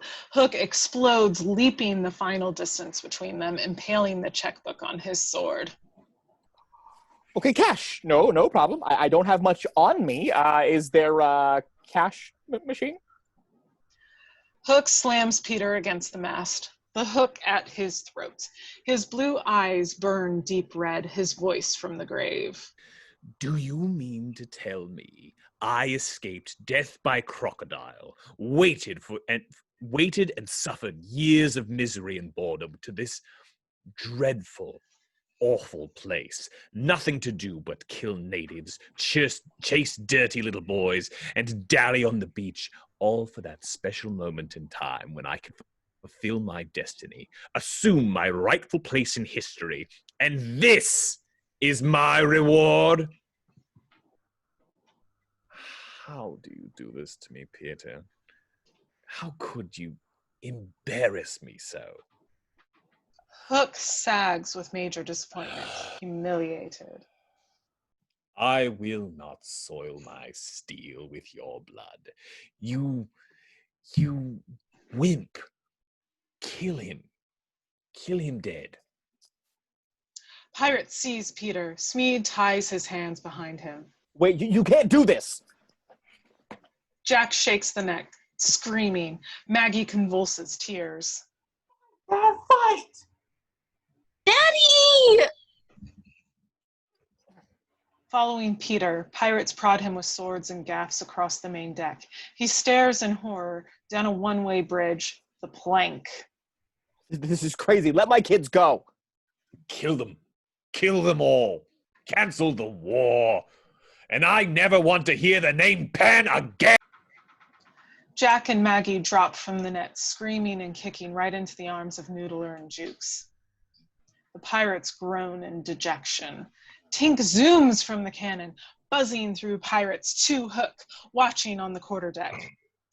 And what about the name Hook? Are you in on this too, Miss Bell? Is this the kind of war you want to be remembered for? Making a middle-aged slobber walk the plank followed by his kids? Is it? Is it? When I want advice from a fairy, I'll ask for it. He swipes at her with his hook. She dodges. It sticks fast in the rail. He struggles and yanks, trying to free it. You are a codfish and a coward. Tink covers in Hook's face, her dagger pressed right against his nose. Hook, a coward, bad form. 7 days, 1 week, I'll get him in shape. Smee levels a blunderbuss point blank behind Tink. Standoff. It's a trick, Captain. Let me blow her to Pixie L. You promised people the war of the century, the ultimate battle between the forces of good and evil. That's what they came to see. Natives, pirates, lost boys clashing in brutal combat, action, danger, feats of daring do, glory, Hook versus Pan. That is not Pan. Peter wobbles on the plank, looking down at the uninviting waters 50 feet below. Vertigo takes hold. Oh. He will be. 7 days. Think about it. Tink directs Hook's attention to the crew, all waiting on the main deck in anticipation. Look at your crew. Do you want to be stuck on the high seas with this bunch of psychos after you disappoint them? They'll be antsy, moody, no self-esteem. I sure wouldn't want them on my hands. Panning the crew as Hook surveys them. Antsy, moody, no self-esteem, major disappointment, letdown, goals destroyed, betrayed. 2 days. 4 days, bare minimum for a decent Pan. 3 days. That's my final offer. We both need Pan, don't we, Miss Bell? Are you sure you can deliver? Does a crack tick in the dark? Hook, perish the thought, then with villainous aplomb. After further consideration, in the best interests of all concerned, I have agreed that this so-called Pan will return in 3 days to commence the war between good and evil to the death, or the little rugrats die, like, rats? Hook frees his claw from the deck to shake on it. A cheer goes up from the pirates on the deck below. Hook, hook, hook, hook, hook. Hook, hook, hook. Guns fire, pandemonium! Smee pops champagne, spewing bubbly everywhere. Peter inches his way back up the plank, trying to look grateful. Hook sneers at the other end. Go on, whatever you are, get out of my sight. Fly your carcass out of here. Hook jumps up and down real fast on the plank. Peter catapults into the air, suspended for a moment. I can't fly! Tink, frozen in midair. He can't fly. Peter, his sad face looking up, a failure. He plummets into the sea and disappears. Jack and Maggie collapse into each other, wailing anguish. Hook makes his way through the celebration unaware. He waves his hat ascending the stairs to his cabin. I'm so depressed. Peter Pan grew up to be a wuss. He enters his great cabin and closes the door. Hook, hook, hook. Hook, hook, hook. Hook. Tink circles above Peter's point of entry, stunned. Swim, Peter. You can swim, can't you? Nothing, just bubbles. I told you weren't ready, didn't I? Didn't I say that? Damn you, Peter Pan. Exterior under the sea. Peter sinks, struggling to free his hands, kicking, slowly, drowning. He blacks out. The baby cries, startling Peter awake. Flash back to Kensington Gardens. Day 1902. Baby's point of view. A mother leans into the pram, kissing her beautiful new baby boy. She's everything a mother should be. He coos and giggles the language of babies. Are you talking to the fairies, my little man? Peter, you are youth, you are joy. Suddenly, everything is dark. Thunder cracks, rain pours in the pram. Mother is gone. A dark, evil face leans in, eyes glowing red. Peter screams, lifted towards the face. Who and what art thou? Back to Peter, drowning, screaming, water choking his lungs. Flashback to Kensington Gardens, 1902. At night, the infant Peter wails, abandoned on a small island in a driving rain and thunder. Suddenly, the trees are filled with twinkling lights, fairies, scores of them, light around Peter holding leaves to shield him from the rain. A young Tinkerbell slides down his head. A smile, baby talk. Tink answers him. He understands. Giggling, cackling. Back to Peter drowning. A giant fishtail rushes by, high-pitched squeals echoing. Peter sees something wonderful. He smiles, reaching out. Flashback to London, 1915. Overhead at night, soaring past Big Ben, then blurring to a row of houses on Kensington Row, landing just outside a garret window. We know this window like the fondest memories of childhood. From Peter's point of view, looking into the darling nursery, Wendy, age 15, telling a story to a group of stuffed animals. She suddenly senses she's being watched. She faces the window. She rushes to us, laughing, crying. Oh, Peter, I knew you'd come back. I knew you would. I never gave up on you. Peter, still drowning, darkness consuming him. Peter, if you shut your eyes, and you're a lucky one, you may see a shapeless pool of lovely pale colors suspended in darkness. Pale, soothing colors wash over us from the darkness. That's it. If you squeeze your eyes tighter, the colors become so vivid they must go on fire. Just before they do, you see it. See it, Peter? The colors intensifying, burning bright like the sun on the back of your eyelids. A burst of fiery orange, dissolving to a lagoon. A fiery orange afternoon sun. A female silhouette blocks the glare. Wake up, Peter. You must. Peter, glassy-eyed stare. No signs of life, skin blue and pale. He doesn't blink, his lips icy. Webbed feminine hands lower in a nautilus shell over his mouth and nose. Turquoise lips blow gently into it.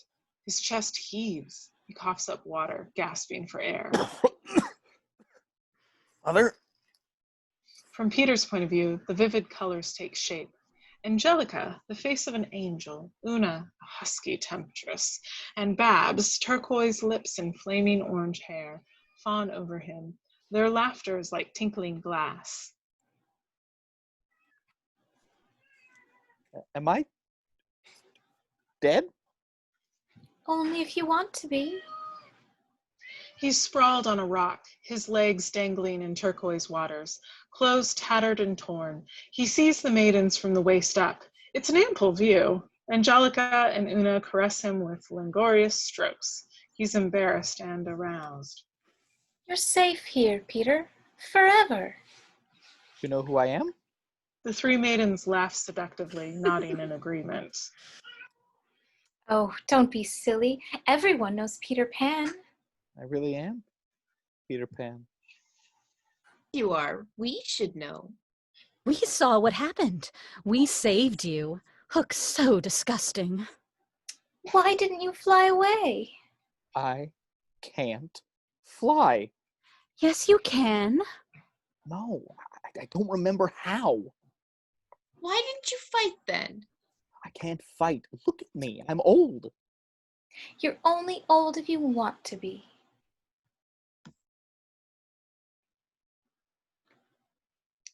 You're strong. Look at those muscles. She strokes his muscleless arms. Peter flushes, unnerved. But I do work out. I mean, no, I'm not the same person I used to be. Babs grabs his love handles on both hips. Oh, you're perfect. See for yourself. The waters do not lie. She smooths a water surface to the stillness of glass. The lagoon reflects what's inside of you. What's inside of everyone. In the water, staring back at Peter, is a boy, age 12 or 13, Peter at that age. Mischief in his eyes, hair wild, body lean, muscular. He touches his face. The reflection does too. Peter slowly grins. So does his image. He's awestruck.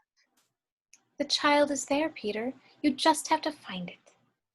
Angelica's form blurs past him. Right into the center of the reflection. She has a tail.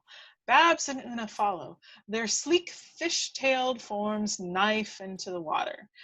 He hurries along the rock jetty in pursuit. The three mermaids cruise beside him, splashing, laughing, flirting, displaying their incredible forms. Wait, how do I find it? I'd love to show you, Peter. It's my turn to show him. Let me. The choice is Peter's. He's a big boy. They ogle him like a hunk at the beach. Peter, embarrassed, suddenly stops at the end of the rock. Under double rainbows, the magnificent lagoon spreads before him. The panorama of the lagoon, sea maidens and mermaids, cavorting with dolphins, leaping in review for him, sunning their incredible forms on the rocks raising up to see Pan. Near the waterfall, mermaids play a kind of basketball with brightly colored bubbles and giant clamshell gulls at each end visible in the spray. All call his name and wave. Hi, Peter. Hi, Peter. Chanting in high-pitched dolphin-like voices, a cacophony of the most wonderful feminine sounds. Come on in, Peter. Jump, Peter. Come on, Peter. We're waiting for you.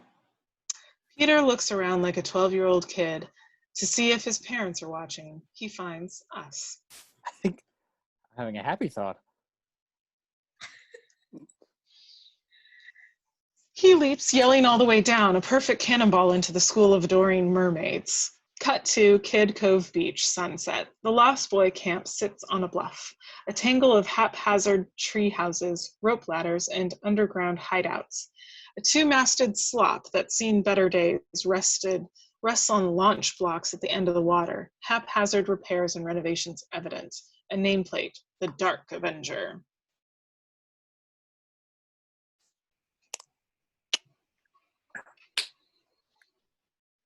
We come to celebrate the great Pan's return, to make peace between our tribes, and join as one in the never war against the Black Hook. The Lost Boys sit in a row on a palm log. Log faces, elbows on knees, chins at half-mast.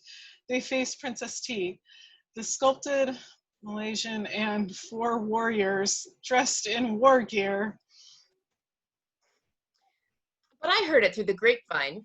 Pan is dead. Bad timing. Princess T and her delegation stands. They break a spear in half with her bare hands and hurls it to the ground. No Pan, no truce. We catch you in our territory, we'll rip out your hearts. Princess T leads her delegation, disappearing silently into the forest. Rufio waits until they're out of sight. Then... Come back. You don't want to fight? Ace holds Rufio back, who isn't about to fight. The Lost Boys sit in total defeat. Ziggy tries to comfort Tink. She's an emotional mess, crying her eyes out. I did this to him. I hauled his cookies back here. Now he's gone. Okay, Tink. Nobody blames you. I just wish I'd been nicer to him when I met him. Finding Hook was always a stupid idea. Building this boat was a stupid idea. Waiting out for the great Peter Pan to lead us was a stupid idea. What about Peter's kids? In 3 days, Hookie's gonna kill them? We have to save them. They can live here with us. And the others, the galley slaves. Pan or no Pan, I say we attack. Rufio bats Ace about the head. You crazy or dumb? We want to get ourselves killed? Tink blurs right up to Rufio's face, turning volcanic red, cursing him in fairy speak. We don't need a translation. Get out of my face, fairy. I'm saying you're right. Rufio double takes Tink. He doesn't believe his ears. Rufio's right. Without the natives, we don't have a chance against Hook. Princess T will only follow the one true Peter Pan. Everyone's let down, dejected sighs. Hello. All heads turn. outside of the Kid Cove sunset, an amazing sight, like a float on the Rose Parade by Maxfield Parish. A raft of giant clamshells adorned with mermaids, tropical flowers, towed by a team of dolphins. The raft gets closer. Peter, standing at the helm, flanked by Una, Babs, and Angelica, hands on his hips in a familiar pose. Still 35, but a more youthful aura about him. His clothes have slowly changed to a polo Robinson Crusoe look. Ziggy leads the boys down to the beach to meet him. It's Peter, you come back. Peter jumps ashore and waves goodbye. Dolphins pull the raft away. Mermaids wave, chattering their sea sounds. Hi, Peter. Hi, Peter. We love you. The boys surround him, genuinely glad to see him. Tink can't fight it. She flits to him, pecks his cheek with her little fairy lips, turning all shades of the rainbow. Peter touches the spot, embarrassed. Oh, Peter, you're alive! I'm so... What are you doing with the aquatic bimbos? They saved me, Tink. I'll just bet. Did you tell him you're married? Did you? Huh? Forget to mention your kids? Tink, will you just listen, right? They saved me. That's it. A hunting horn bleats off camera. Everyone cringes. The boys part. Ziggy appears from his hut, blowing his ram's horn, dragging a long sword behind. I found it. Look, it's yours. Ziggy hoists the blade reverently to him. Peter holds it awkwardly, turning it, weighing it, a kid with a new toy.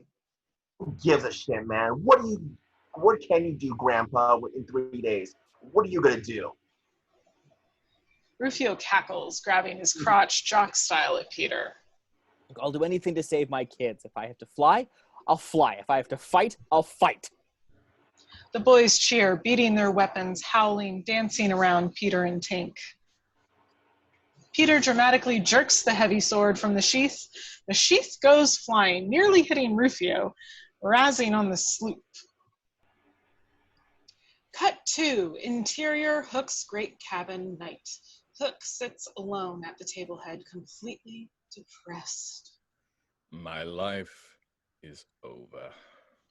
Smee tends trying to cheer up the captain up with lavishly spread dinner, fine linen, sparkling crystal, solid gold cutlery, cuisine fit for a 4-star king.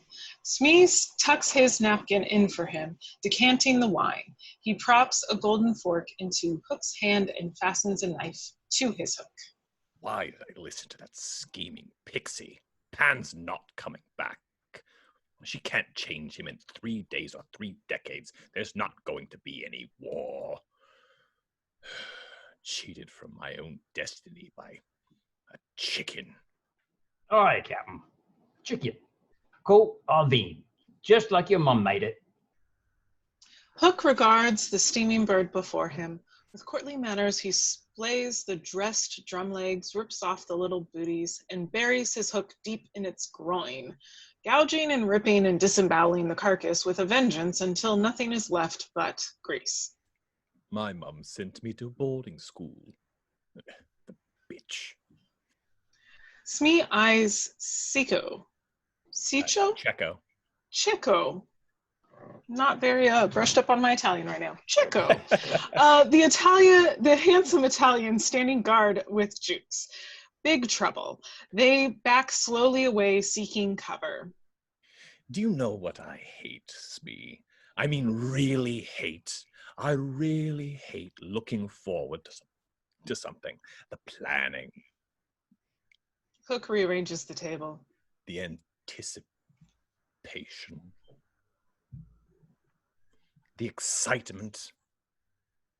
He explodes, raking the table with his claw. Just to be disappointed. I hate being disappointed. I hate Neverland, and I hate Peter Pan. Hook grabs a diamond-studded dueling pistol from his sash. My life is over, Smee. And shoves the barrel in his mouth. Captain! Hook pulls the trigger. Smee lunges, jamming his pointy finger in the hammerlock as it snaps shut. Smee yells.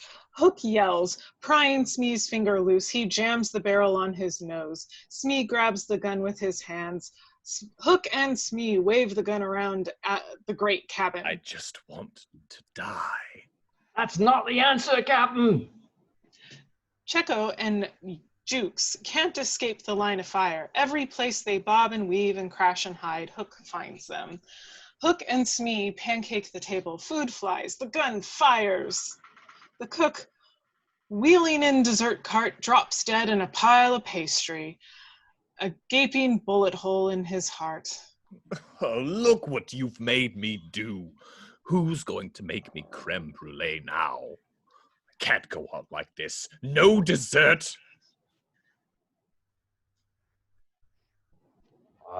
Now, what kind of world will we be in without Captain Hook? Aye? Deeply moved, Hook pulls the gun from his mouth, pondering the question before him. Good form, Smee. What would the world be like without Captain Hook? The eternal question. He clutches Smee in an endearing hug. Unaware, he's clawing Smee's back. Suddenly paranoid, listening, he releases Smee, who's in severe pain. What's that ticking? He slashes his drapes with his sword, slicing Checo. Where is it? Tick, tick, tick. There, over there. Ha! Make it stop. Smee! Hook crawls on hands and knees, frantic, looking under the table. He's up inspecting the food, running his sword out of a series of portholes, slashing his chaise. There's no ticking, Captain. You killed that croc years ago. We threw all the clocks overboard, remember? Hook grabs an hourglass, listening to see if it's ticking, and he smashes it. Hooking Smee under the collar, he lifts the bulbous man in the air. Are you saying there is no ticking in this room? That I am, shall we say, mentally unstable because I hear ticking and you do not? Is that your gist, Mr. Smee? Smee motions frantically to Checo, who's sitting on the floor near, faint from his sword wound. Do you know what I really hate? People who don't hear ticking when I hear ticking. It ticks me off. Smee ticks his hand back and forth at Jukes. Finally, tick tock, tick tock, tick tock, tick tock, tick tock, tick tock. Hook abruptly drops Smee, listening as if hearing angels. There. See? Ticking. Captain, methinks you need a little something to take your mind off this pan business. Let's go ashore and kill some natives. You hate natives. You hate natives too. We always kill natives. I don't want to kill natives. I want to kill Pan. Hook curls up in a fetal ball on the bay window seat. Don't torture yourself, Captain. You can't let the men see you this way. I don't care. It's all I've been living for. This little boy of youth and joy, all goody and sweet. And I, Jazz Hook, I would gut the conceited, arrogant feed it unless it entrails to the bilge rats. What fun. What's the use? What's the point? He's taken all the joy out of it. It's not worth killing. Pan's done it again. Peter the schlub beat me. Why can't I just win just once? Is that too much to ask? Look at the bright side, Captain. If an Pan doesn't show, you still get the deep sixes ruddy rotten curtain crawlers. Kill Pan's kids?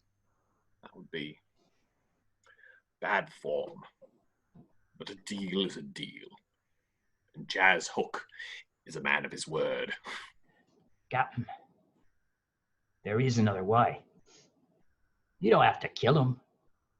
If they sign the blood oath and join your crew. Hook thinks about it, devious, but nay. Wait, better. Yeah, 1,000 times better. Make the little morons love you.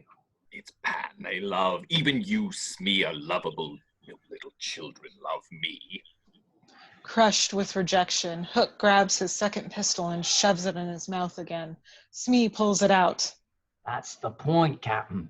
The ultimate revenge. Fans kids in love with Hook. The ultimate payback, Captain. Hook relaxes his trigger finger, piqued. Can you imagine the look on Peter's puss when he faces you and his kids standing right beside you, ready to fight for the sleaziest sleaze of the 7 seas? Captain Hook. I like it. I like it. I like it. It has a certain symmetry. You make a fine father, Captain, if I do say so myself. We are horrified. Hook is horrified, then intrigued, then enamored. Hook begins to laugh at the notion, almost giddy, escalating to hysterical. Smee joins in, then Checo and Jukes roaring with uncontrollable laughter. Captain Hook and family. The family Hook. Captain Hook, family man. Captain Hook subsides, a serene smile on his face. The Hooks. A family to love. Hook sucks slowly on the barrel like a nursing mum's breast. Cut to interior ship holds night. Chains. Rats follow the chains across bare feet. Maggie and Jack huddle, chained to their oars. She screams. Jack kicks at the ugly things. A hand snatches a big rat on Maggie's leg. The young slave chained next to her dangles the squealing vermin by its tail. He smiles, showing his rotty teeth. The big ones always go for the freshies like used to. Maggie buries her head against Jack. I want to see Mommy. Daddy won't forget us, will he? What's the difference? We're on our own square. I've been in this scumhole 20 years. Don't remember what a daddy or mommy is. You'll forget too. You forget everything. Kid can't be more than 12. He rams the rat by the tail against the floor until it's dead. He offers it. You can have firsties. Maggie gags. Jack holds her close, trying to make it go away. It won't. Fading to inside the treehouse morning. Peter, sleeping. A ram's horn enters frame next to his ear. Ziggy blows hard. Peter jerks awake, bonking his head on Tink's little house hanging above. Move it! You got 2 minutes! Go, go, go! Ziggy drops down a rope slide 30 feet to the ground. Tink emerges from her little house, stretching, yawning from a bad night. Her hair looks like the bride of Frankenstein. No sparkle, eyes bloodshot. Peter looks askance. He's never seen her like this before. What are you looking at? You don't look so hot in the morning either. Cut to exterior Lost Boys camp. Morning. Lost Boys load a giant sling bow onto the Avenger. Lots of activity can be seen all over the ship. Ziggy marches back and forth, dragging Peter's longsword in the dirt, tripping at each about face. Peter sits on a log, trying to take the little guy seriously. The only way to be a kid is to act like a kid. It takes a lot of discipline, tons of not following orders, and no naps. Go play in the quicksand, Zig. Ace shoves Ziggy out of the way. Hey, Scuzz, I'm running this part. Who made you God? Eat it, pork lips. You want to make me shit, zit face? The two boys rip into each other, kicking and punching. Hey, cut it out, hey! Pulling Ace off of Ziggy, Ziggy takes the opportunity to kick Ace repeatedly. Do you hear me? Cut it out or you're going to get in big trouble. Ace and Ziggy stop immediately, coping attitude. We're going to get in big trouble. That's adult talk, Peter. Cut it if you want to be a kid again. We've only got 2 days. We're wasting time. What am I supposed to say? When you're mad at a skug, you say, go suck a dead dog's nose. Peter shakes his head. No way. Get serious. They wait. Okay, go suck a dead dog's nose. That's disgusting. Mean it. Go suck a dead dog's nose. Louder! Go suck a dead dog's nose. That's better. Peter and Ace later arguing face to face. In your face, camel cake. I know you are, but what am I? Ziggy whistles, urging Peter on, whispering hints between phrases. Scumgums, dirtbag, slimeball, I know you are, but what am I? buttface, butthead. Peter waves Ziggy off, trying one on his own.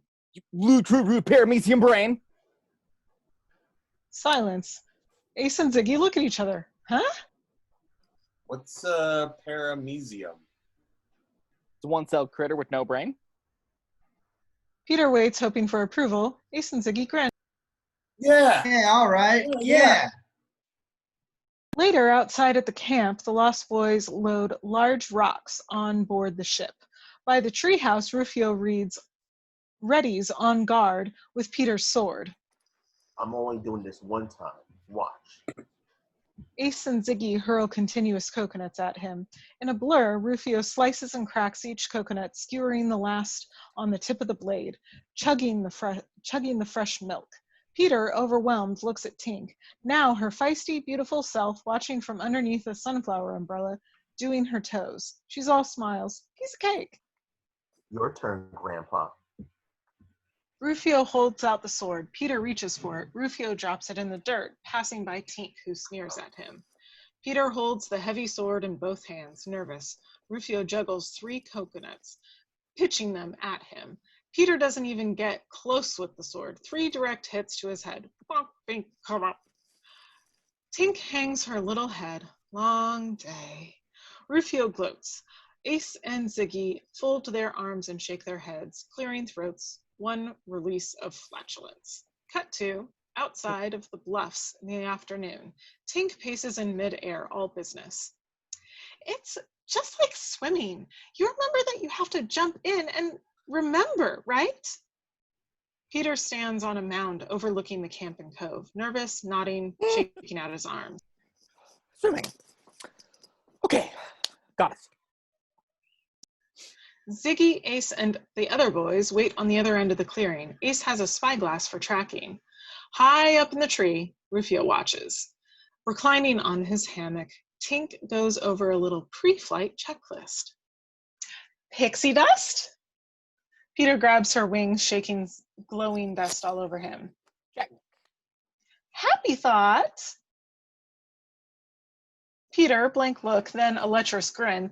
He closes his eyes and runs, flapping his arms. Angelica, Una, Babs. Ah! Peter leaps and crashes to the ground, right in front of the Lost Boys. They laugh and jeer. Ziggy marks Peter's landing with an X in the dirt. Altitude, 2 feet. Distance, 2 feet. Rufio hoots hysterically, heaving his half-eaten mango. Flying just like a fat elephant. Peter rolls over just as the juicy pit splats him. Think as a child, not a sex maniac. Peter and Tink, second attempt. He glows with pixie dust. Try Christmas. Closing his eyes, he starts to run, flapping again. Christmas, snow, presents, bills I can't pay, credit cards with sharp pointy teeth. He crashes hard, skidding into bamboo water flume, collapsing the entire structure and drenching himself. Tink paces, disgusted. Christmas always works. You're such a grown-up. Spoken like the worst expletive, Rufio cackles in the background. Cut to black, and then the interior ship's hold, darkness. The hatch opens. Light streams down on Jack and Maggie. Slaves shrink back, blinded by the light. Hook appears, blocking the light. Charming smile. Time for school. Cut to interior Hook's great cabin. Hook, the ultimate teacher's nightmare, is holding class. He writes in elegant handwriting on the chalkboard. Why parents hate their children. Now pay attention, class. Jack and Maggie sit ill at ease at Hook's ornate desk with quill and ink and paper. Where's my daddy? My mommy doesn't hate me, you mean stinky old man. Hook smiles, tracing his claw down her cheek. Is that any way to address your teacher? You don't want to bring down the grade curve for the rest of the class, do you? Jack pulls Maggie to him, motioning her to be quiet. A wise young man. You don't fail. If you don't fail the exam, you don't die. He smashes his ruler down hard on the desk, startling both children. First question. What do parents really mean when they say, I love you? Maggie raises her hand, begging to be called on. Oh, I know. Jack wants no part of this, pulling Maggie's hand down. She insists. Hook scans the room as if it were full. The cute little urchin in the front row. They mean we make them really, really, really, really happy all the time. Wrong. Maggie recoils, near tears. Jack is riveted. Mommy and Daddy only love you when you do what they tell you. Jack squirms uneasy. This is scary. Wake up. Get dressed. Brush your teeth. Don't get cavities. Don't make bad grades. Clean your room. Eat your breakfast. Don't forget your lunch. Don't eat sweets. Don't eat junk between meals. Do your homework. Don't pick on your sister. Don't pick your nose. Don't watch TV. Turn the music down. Sit up straight. Use your napkin. Don't talk with your mouth full. Please say please and thank you. Don't talk back. Go back to bed right now. Don't cross the street. Don't talk to strangers. Don't turn out that light this instant. Don't do this. Don't do that. Don't have fun. Don't even breathe. And don't play near open windows. Maggie is crying by the end of Hook's tirade. Hook leans, dabbing her eyes. He smiles politely right in Jack's face. Ring a bell, Jack. He gestures like a symphony conductor. Smee appears with a tiny triangle and pings it. Ding! Jack nods, ever so shaky. And now, the dreaded pop quiz. Hook flips the chalkboard over, reading one lone question aloud. Do my parents love me? A, yes. B, no. Remember, your future depends on it. You may begin. Hook turns over a large hourglass. Maggie instantly marks her paper A and turns it over. She looks to Jack. He's vapor-locked, staring at his paper, completely stumped, sweating, wringing his hands in anguish. Maggie elbows him hard. Hook is delighted with the progress. Cut to exterior Lost Boys camp that evening. Eat to the beat montage. A log table, food piled high. Peter sits between Ace and Zig. He has a black eye, a head bandage, bruises, aches and pains. The Lost Boys dig in, eating with their hands, belching, talking with their mouths full. Peter picks up his knife and fork. Everyone stares. What? We don't use them. Ace grabs Peter's cutlery and hurls them away. If you don't use them, then why are they here? So we don't have to use them. Ace jams Peter's hands in his food. Peter eats. It's messy. Ziggy shows him how to wipe his hands on his shirt and his mouth on the back of his sleeve like a third base coach giving the hit and run. Peter tries it, a tentative wipe. The boys cheer. Tink applauds from her seat at the head of the roast pig in the center of the table. Please pass the You said the P word. Okay. Not okay. OCAF. Okay.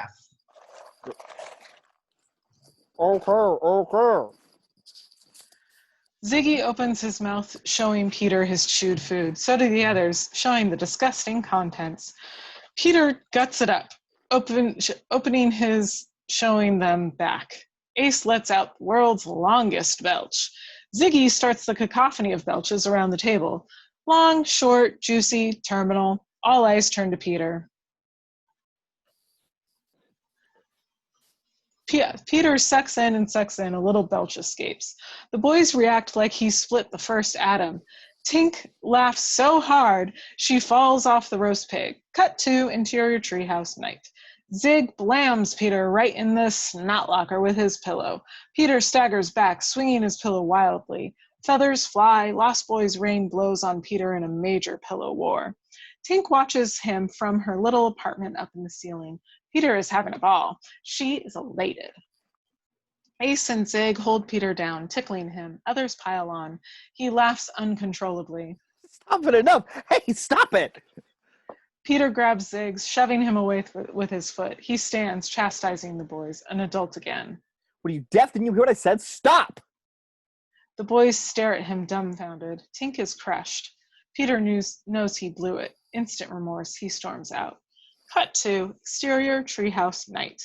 Peter leans against the deck limb, staring out at the cove. All 3 Neverland moons shine full in different colors. Tink lights beside him. They sit in silence. Well, you sure know how to kill a party. Can't do it, Tink. You've got to. Find the one pure, innocent, happy thought and hold on to it. What used to make you happy is what makes you fly. What if I can't? My kids will die. He trails off in a grim silence. Tink, softening for the first time in her fairy life, takes his hand in her tiny one and squeezes it tight. Think happy thoughts, Peter. Fade slowly to black. Fade in on the mouth of Long Tom Cannon Day. It kabooms, belching fire and smoke right at us. The exterior day on the beach. A giant palm tree takes a direct hit, exploding into toothpicks. Coconuts disintegrate. Exterior Hook's ship, quarterdeck. Hook lingers in his lounge chair under an open caravan tent pitched on the deck. The Long Tom Cannon smoking on one side of him, a lavish spread of food on the other. Slave boys reload Long Tom. Jack and Maggie appear from the hold, escorted by Jukes. They react to the bright sun like little vampires. Smee bounds up and bows low.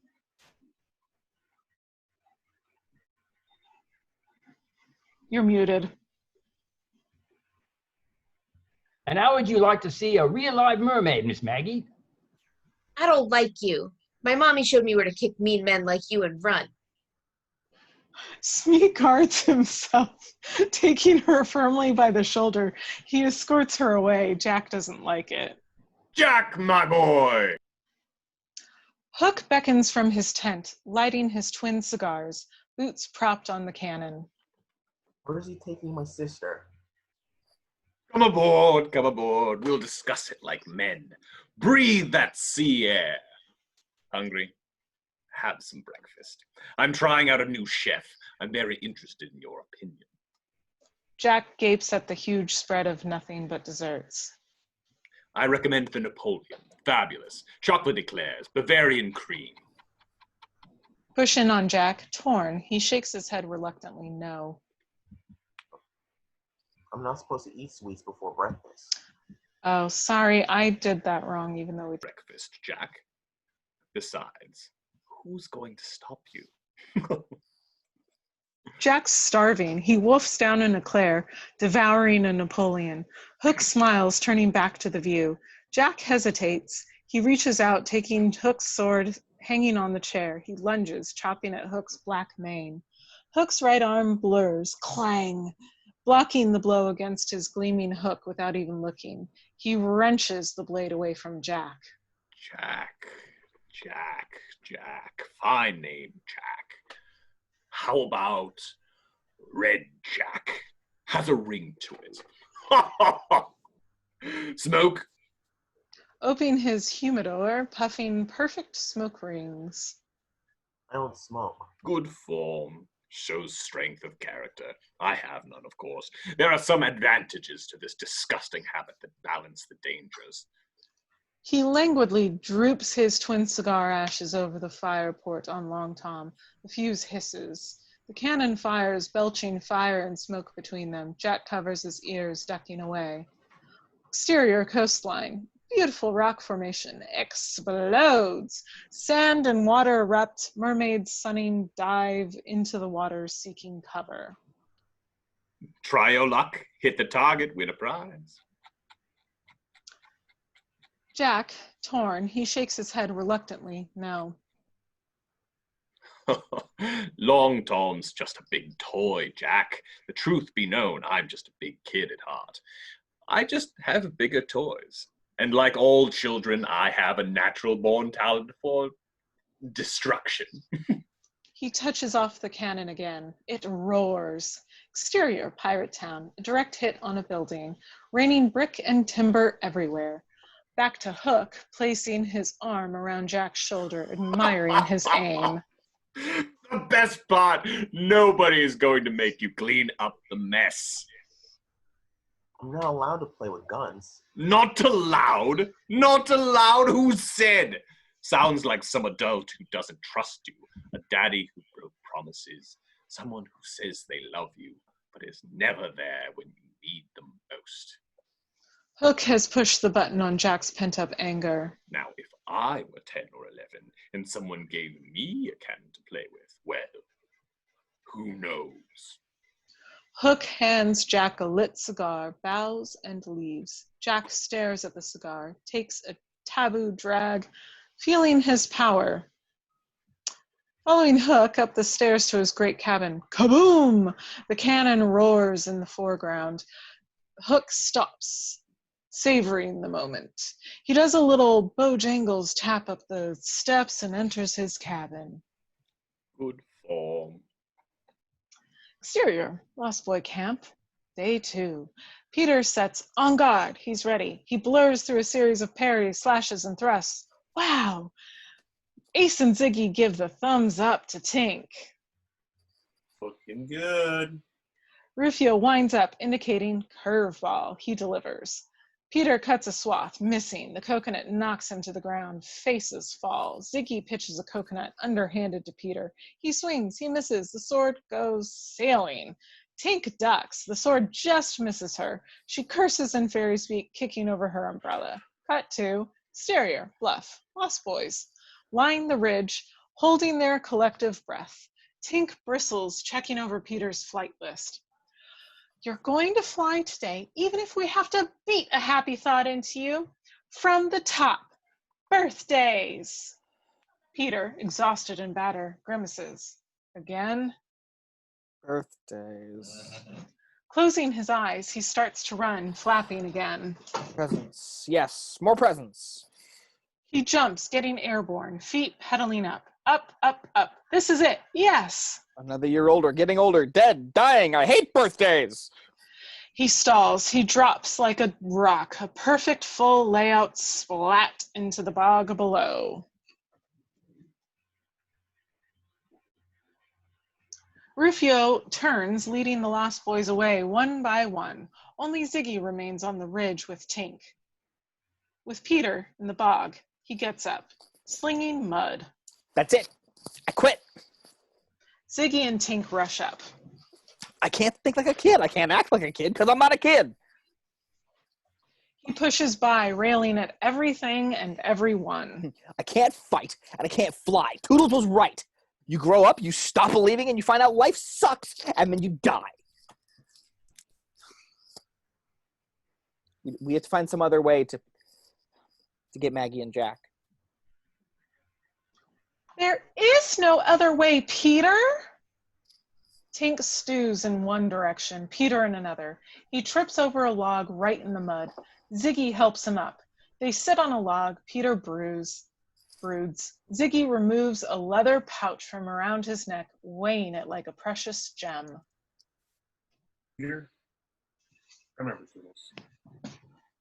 He's one of us. Look at, these are his marbles. These are his happy thoughts. He left them behind. I thought they'd work for me.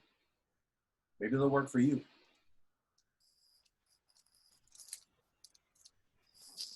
They're just marbles, Ziggy. Well, what happened to Toodles? Tink lights on Peter's hand, checking out the marbles like a diamond merchant. Wendy took him back with the others to grow up and to go to school and to go to an office and to be a gentleman. Poor kind Toodles. He didn't make a very good grown-up. Toodles got old? He's gonna die? Don't let Toodles die. Give him back these. It hits Tink, staring at her distorted reflection in a big cat eyes marble. Ziggy, you've got to do this. Get the boys and go to Princess T. Beg a truce. What? She'll barbecue our butts. Tell her the one true Pan is coming. Trust me. Come on, Peter, hurry! She blurs away, leaving Peter and Ziggy at a loss. Better do what she says. He gets like this sometimes. I guess I'll never understand pixies. Zig waddles off in another direction. Tink, where are you going? Peter limps after her, all aches and pains. Cut to exterior, dense, silvery wood, late afternoon. The sun's rays barely penetrate the dense forest. Peter climbs over a huge felled tree. Tink's aura twinkles ahead. Slow down, Tink. Ow! Killer, I swear I will. Pan up the giant never tree, a sprawling ancient sentinel, burned and charred but refusing to fall. Limbs, trunk, branches twist, turn 100 feet into the sunset sky. I know this place. Peter approaches the monument, drawn to it by a powerful force. He traces the charred bark reverently with his hand. A stray ray of sunlight illuminates the trunk before him. Something is carved on it. He brushes away the soot and ash with building anticipation. Letters take shape in the trunk, names, carved like ancient runes. Peter rejoices with each revelation. Toodles. Toodles. Curly, Slightly, Nibs, John, Michael, Wendy. Wendy. I'm home, Wendy. I'm home. Tracing her name with manly tears of lost youth and days that will never be again. The light on the carvings grows and spreads. Peter looks up, shading his eyes from the glare. His point of view, giant tree, filled with thousands of beams of intense, twinkling lights descending towards him, the air alive with chiming voices. Fairies and pixies and nymphs and sylphs, all of ages and species, descend to him, buzzing in close for a good look, then darting away, speaking their sing-song language. Tink lights on his outstretched hand. She is regal, wearing a magnificent crown and flowing gown fit for a queen. She bows low with all the poise of a great ruler. Peter, compelled, bows his head in return. Tink, you're beautiful. Oh, please. Do you like the dress? She does a full turn. Peter nods like a big kid. The grown man part can't take his eyes off her. These are my kind, Peter. I am their queen. They came to help. Fairies whiz and buzz about him. A little one pulls his hair. Another one plops on his nose, sizing him up. Peter chuckles, making faces, completely at ease and enchanted. Help me? Fairies pull and tug him like a big puppet into the trunk of the giant tree. The entire tree glows from within. Inside the underground hideout, Peter descends into a rickety wicker basket contraption into a black void. Fairies stream down from above, following Tink, lighting up the cavernous room, revealing the famed secret underground hideout, where Wendy played mother to Peter and the Lost Boys. A huge walk-in fireplace dominates one end of the vast room, the remains of beds the other, a smashed rocking chair. Everything is charred from a great fire. Mushrooms abound. Peter is stunned, elated and saddened as he touches down. Do you know where you are? That was such an What insane match. Oh my gosh. What happened? Hook burned it when you didn't come back. Peter sadly rummages the ruins of a kid-sized red playhouse. It's burned and chopped to pieces. Wendy's house. Toodle and Nibs built it for her. I remember. Emotions and memories flood in. In the fireplace, he discovers his pan flute. He savors it, attempting a few notes. He gets a mouth full of soot. I did music lessons too, Tink. He pitches the flute, angry remorse. Why did you bring me here? There's nothing here but sad things. This is not working, Tink. Let's get out of here. There's no place else to go, Peter. You were happy here once upon a time. It's gone. It's all gone. Everything. He kicks at the charred remains of his youth. Something catches his attention. He picks up a teddy bear, charred, and one eye missing. Taddy. Taddy. My mother put Taddy in my pram to keep me company. What else? Tell me. I remember my mother and my father looking down at me, talking about how I'd grow up and go to a fine school and be smart and learn things and then go off to an office and be an important businessman and fall in love, get married and raise a family and be happy. Isn't that what all grown-ups want for their children? Yeah. The truth. Yeah, it is. Peter is overwhelmed with the realization. But I was afraid. I ran away from the two people who loved me because I didn't want to grow up and die.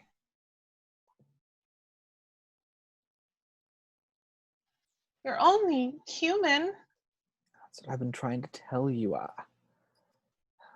never even told them I loved them. Peter hits bottom, complete remorse. But you went back, Peter. You left here and went back. What made you stop being afraid to grow up and die? I don't know. I can't remember.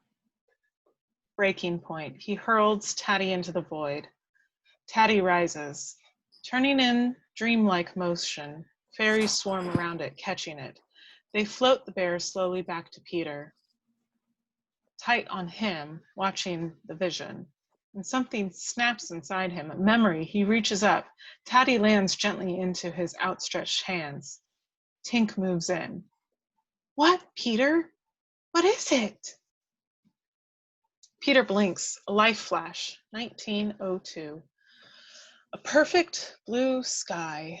The infant Peter rises into the air, completely free, no fear. His little belly rumbling the laughter of innocence and mirth that can only happen before you know something is wrong with the world. I'm flying. Peter, the infant, descends, a big giggling grin, his little arms flapping. A woman's arms reach up, catching him. Peter's beautiful mother nuzzles him, all loving. Mother catches me. She's soft. Mother pitches Peter into the air again. He rises towards us, flapping and giggling, higher, reaching to the birds above him. He peaks, laughing, and turns, slowly descending. Fly me, Taddy. Fly me. A man's arms reach up. Peter descends towards the handsome, smiling young man. Daddy. Taddy. No, Daddy. Fly me, Daddy. He floats into his daddy's arms, who rubs his nose with his and vaults him back into the sky.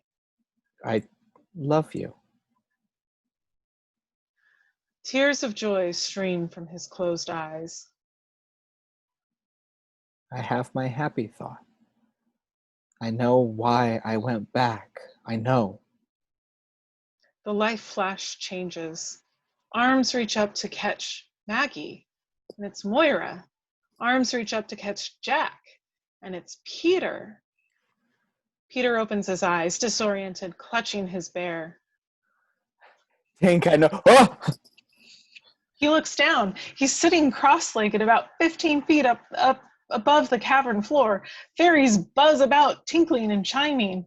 He drops. Tink zooms up beside him. Hold that thought! He reaches for her, automatically flying in her direction. Tink! I can fly! Peter bounces off the cavern wall, repelling at Tink. Follow me! Tink spirals towards the ceiling. Peter punches his hands up and ascends. Fairies swirl about him like bubbles. Outside of the Never Tree, Tink climbs towards us, lacing her glowing web. Peter ascends behind her, crowing. That's right, giggling like the child he was, full and free, whooping and shouting with the rush of flight. Fairies peel off in a Busby Berkeley precision and collect on the giant tree, chiming and waving goodbye. Cut to exterior Neverland, aerial view, sunset. Tink bursts through the pink clouds and stops. Peter follows. Tink ambushes him, blowing a raspberry and fanning her ears. He dodges, tumbling into a cloud bank. How do I stop? It's all in your mind, you know? Peter thinks. He stops. Wow. Tink blurs up to him. Peter and Tink are hovering, staring at the Neverland sunset. You did it. You found your happy thought. It's yours forever, Peter. No one can take it away. Why are you crying? I don't know. I was just thinking. I wish. He looks at Tink, trying to find the words. You can wish, Peter, whatever you want. Just look at that unbelievable sunset. I know what my kids mean now when they say, awesome, dude. He pushes off, speeding towards the huge ball of orange. It is like swimming. Watch this. Peter's flying, stalls like a high diver doing a dying swan. He dives, making sounds like an airplane, just like a kid. Tink dives with him, both screaming towards the ocean. Exterior ocean, low level. Peter and Tink dive at us, Peter doing his airplane noises. You're too low. Pull out. Pull out. Easy, Pilgrim. The force is with us. He levels off, skimming the surface. Shark fins knife the waters ahead. He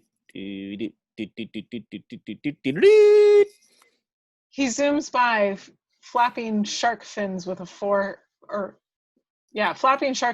forehand, a backhand. He signals a slam dunk. 2. Tink shrieks, dodging a hungry shark. Exterior, ocean, flying point of view. Whales sound ahead, spewing cascades of spray. Peter and Tink blow through it, exulting in pure ecstasy. Exterior, mermaid lagoon. Peter and Tink bank across the sun and descend. Hundreds of flamingos rise up from the lagoon, filling the sky. Peter and Tink flying, surrounded by the magnificent birds. Below, mermaids frolic. Angelica, Una, and Babs leap with dolphins. It's Peter. He found it. He found us. Hi, Peter. He's such a hunk. Oh, man. Hello, ladies. Look at me. I'm flying. He does an inside loop showing off. Tink speeds up, lights on his shoulder, and covers his eyes. I don't want this to end, Tink. I don't ever want to come down. Save your strength, Flyboy. You're gonna need it. She steers him down over the island. Hey, there's the camp. I can't wait to see the look on Rufio's face. He whoops and yahoos all the way down. Cut to Rufio in the camp, night. Terrified, staked out for torture, with Ziggy, Ace, and the rest of the boys. Warriors chant their imminent death. Princess T stands before Rufio, oiled and painted for battle. She pets a deadly blackadder snake like a kitty. Pan isn't coming. You die. Princess T, babe, it's not us. It's that damn fairy. It's all her fault. Her and that scumball old man. Trust me. The snake hisses in his face. Ziggy hears it first. Whooping and hooting above, he looks up. He grins. Look, he's no scuzzball. He's Peter Pan. All the heads look up, and Peter, diving out of the night sky, screaming the cavalry charge, he lands hard right in front of T, sliding in the dirt like he's a stealing second. He jumps up, making the call complete. Safe! You're in there! The natives back away in fear. Peter leaps to Rufio, pinching his cheeks and checking his teeth. Rufio, my man! What's happening? He winks at Ziggy and darts to T, bowing low in midair. Forgive me, Princess T. I was surrounded. Yeah, by pirates. It must have been 100. No, 200. We ran into pixie dust. I barely escaped. You see, nothing could keep me from you and this moment. So let's party! Tink plops on a branch overlooking the scene, exhausted. She marvels at the old Pan back in rare form as Peter kisses T's hand.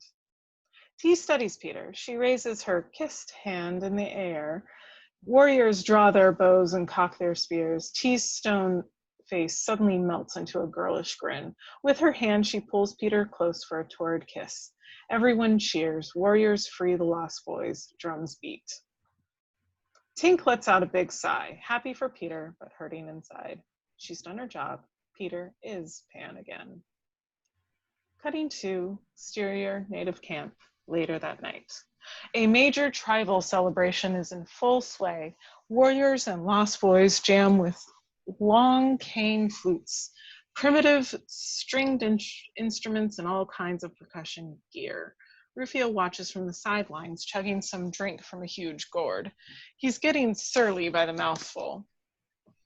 At the War Council ring, Peter sits with T, Ziggy and Ace on his side, two huge warriors on T's. Peter points with his sword around the battle map drawn in the sand. We see the island. Ziggy guides Hook's ship. T motions. The warriors push sticks from their position to cut Hook off. Ace surprises Hook with the Dark Avenger midships. Peter arcs a little Pan doll in a circular flight plan, sneaking up behind. Suddenly, sand kicks in, ruining the battle map. Rufio kicks sticks and ships away with a vengeance. So it can fly, but can't fight? Easy, Rufio. Save it for Hook. Rufio laughs. Without warning, he wheels, hurling a coconut at Peter. Peter ducks. His hand instinctively blurs with his sword, skewering the coconut perfectly. Rufio glares in disbelief. So does Peter. Rufio madly hurls another and another. Peter whirls, parrying and slicing them cleanly in two. Coconut pieces land in front of Ziggy. He's amazed. Let's go for some real. Drawing his sword in one hand, stiletto in the other, T backs everyone up, giving them room. She digs the action. I don't want to fight you. Rufio attacks. Peter's hand instinctively blocks and counters every blow. Rufio backs off, amazed. Peter shrugs at Ziggy. Eh? Ziggy shrugs back, loving it. You're Pan, man. A natural. Rufio attacks while Peter is in a fog. Peter ducks with a sixth sense, sweeping Rufio to the dirt, blade at his throat. Just like riding a bike, Rufio. Show me, old man. You won. The thought did cross my mind. But I need you, Rufio. When I face Hook, you better be there covering my butt. Rufio hesitates, looking at everyone around them. He realizes what a complete butthead he's been. Me? You talking to me? Peter removes his sword, extending his hand. Rufio takes hold, pulling himself up. You trust me? Okay, cool. You're on, man. Peter grins. Rufio shows all his gold teeth. They bear hug. The Lost Boys high-five Rufio. All is forgiven. Cut to interior ship hold. Noodler pounds a spike, fixing Maggie's shackles fast to a beam. He locks her other manacles onto an oar. There's Jack. Where's my brother? Noodler's sadistic laugh echoes through the galley. Cut to interior Hook's great cabin. Jack, spiffed and clean, stands in front of a mirror. Smee hands a Louis XIV wide-brimmed plumed hat to Hook with great pomp and circumstance. Hook places it atop Jack's head, cocking it just so. Snapping his fingers, Smee hands over a gentleman's box. Hook opens it for Jack. A brace of diamond-encrusted dueling pistols. Jack's jaw drops at the sight. Hook indicates, for you. Hook snaps his fingers again. Jack grins slow and wide. A beautiful cabin girl pours Jack a tall chocolate malted. her ample bosoms filling his view as she leans in front of him, topping it off with globs of whipped cream. Hook places a straw in the concoction. Welcome to Neverland. Jack takes a long pull on the straw. This is great. Cut to exterior ocean, dawn. First rays of morning sun sneak over the horizon. At the Lost Boys camp on the Dark Avenger, Lost Boys are crawled about the deck asleep. Some still sport souvenir from the native celebration. Ziggy snores up in the crow's nest. Tink is nowhere to be seen. Peter, unable to sleep, watches the sun come up. He shivers with a spine chill. He gazes up at the treehouse. Tink's fairy aura flickers from the window. Inside the treehouse, Peter enters. Hello? Tink? Look, I just want to say thanks. For everything. Quiet sobbing drifts down from Tink's house. Her glow is weak. He stands on tiptoe, peeking in. Inside Pink's room, Peter in view. An exquisite boudoir and bedroom combined. Tink is lying on her four-poster, quietly sobbing. By the looks of her, she's been at it all night. Tink, are you okay? What's wrong? Of course I'm okay. Nothing's wrong. She rolls away, sobbing harder and bigger tears. Well, nothing's wrong with all the tears. Because I'm sad. What are you sad about? Look, I'm my old self again. Isn't that what you wanted? She nods, blowing her little nose. No matter how this turns out, I'm not afraid anymore. You, Tink, gave me back something I lost. I forgot what it was like to be alive. I'll never forget this feeling, ever. Great. I'm so happy for you. Well, then nothing's wrong, right? She sits up, facing him, summoning her courage. Everything's wrong. Hook doesn't kill you today. You get your kids and go home, where you belong. Peter turns away, speechless. He wasn't ready for this. I'll come back. No, you won't. It'll be just like before. You'll forget. This place won't mean anything anymore. Neither will I. And I'll never see you again. She runs crying behind a tiny dressing curtain, her silhouette shaking, her face buried in her tiny hands. Wait, Tink, She screams in anguish. Her light winks out behind her curtain. Peter panics. He checks. She's gone. Tink? Wait. Tink's aura glows strong on his back, filling the entire treehouse room. Peter turns, facing an absolute vision. Oh, Tink. You're humongous. The full-size Tink stands before him. It's the only wish I ever made for myself. Radiant in her gown, she lets down long flowing tresses cascading around her shoulders. He tries to speak. Tink covers his lips. I love you, Peter. I always have. Let this be our one time together. Peter slides his arms around her, lost in her eyes, her hair, all that she is. Then, even when we're apart, we'll always have Neverland. Yes, yes. Their lips draw closer, closer. A cannon shot winds overhead. An explosion off camera rocks the treehouse. The roof crashes down. Peter covers Tink. From Peter's point of view through the window of the Avenger, another round explodes in the cove. The Lost Boys are up and active. Ziggy points from the crow's nest. Hook! He's attacking! Peter's telescope point of view of Hook's ship. Oars churning, pirates on the rigging unfurling their sails. Long Tom fires again. The shot lands dangerously close to the Avenger. Tink, this is it. He turns from the telescope mounted at the window. His heart sinks. Their one passionate moment is gone forever. Tink belts on her dagger, back to pixie size. Her feisty self once again. What are you looking at? Let's go save your kids. She blasts him with picky dust. Eat your heart out, flyboy. She flies out the window. Peter closes his eyes, lamenting the one who got away. He curses Hook and flies after her. Outside of the treehouse, a round screams overhead, and the treehouse blows up. Exterior of Hook's ship, underway. A kid-sized Captain Hook, complete with wide hat, long coat, and sword, raises his hand beside Long Tom's cannon. It's Jack. He turns, smoking a cigar, even an eye patch.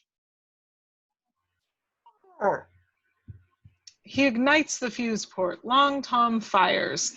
Outside of the island on the high cliffs, the round explodes against the cliffs, cascading rocks down onto the native village below. Back at the ship, Hook lounges in his great chair, checking Jack's destruction with opera glasses. He laughs with sadistic delight.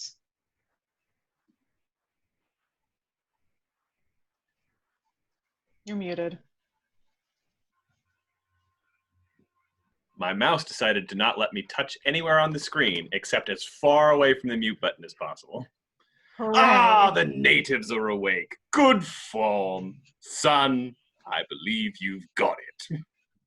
A slave boy beats a drum roll. Smee spiels through a megaphone doing color. Good morning, Neverland. It's a perfect day for the Never War. Captain James Hook's crew is fit and ready for blood. Along the gun walls, the pirates are ready for battle, loading cannons, sharpening swords, adjusting their eye patches.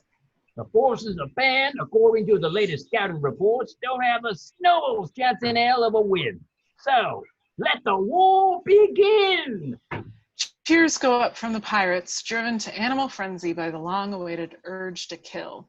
Jack parades on the quarterdeck, Hook style. This is more fun than Nintendo. Range 500 yards. Elevation. On my command. Fire.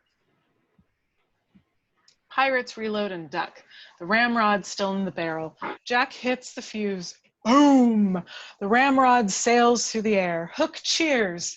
Outside at the native camp, Princess T stands in the lead war canoe. More warriors launch outriggers in the background. The cannon shot screams overhead. Water explodes beside her. She doesn't blink, fastening her leather helmet. Cut to the exterior of the Dark Avenger. The Lost Boys hammer launch blocks. Rufio hacks the mooring ropes. Tink flies to Ziggy in the crow's nest.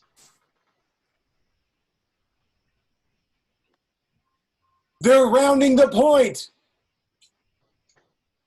Peter flies by, hacking the other mooring rope clean. Take command, Rufy. Go for the sails first. I'm counting on you. Got it, man. I mean, Captain Pan. Rufio swings aboard on his line, pumped up. Ace salutes from the deck with the other boys. Peter salutes back. Don't get killed, Paramecium Braid. Tink and Peter hovering. Go get him, scumface. The Dark Avenger slides into the water with a big splash. Lost Boys cheer on deck. Ziggy unfurls their flag. A hook and a red circle with a no slashed through it. No hook. Peter exults. He climbs with Tink and speeds towards Hook's ship in the distance. Cut to the exterior of Hook's ship in the crow's nest. The lookout pirate. Natives, dead! Exterior water dawn. T leads 7 war canoes towards Hook's ship. Back it with Hook and Jack. Oh, goody. Natives, live targets at last, Jack. Lucky for you. Jack stares at the approaching natives in shock. Live? Come about, Mr. Smee. Engage. Smee spins the wheel. The mighty ship comes about. We pick up the pace here in the first round of action.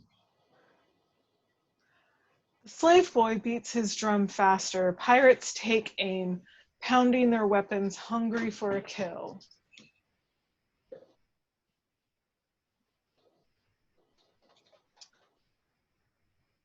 Sorry, my script. Yep, I just had to move the chat so I could actually read the script. All right. Interior, galley. Noodler cracks his whip up one side of the slaves and down the other. Jukes pounds the rowing beat faster.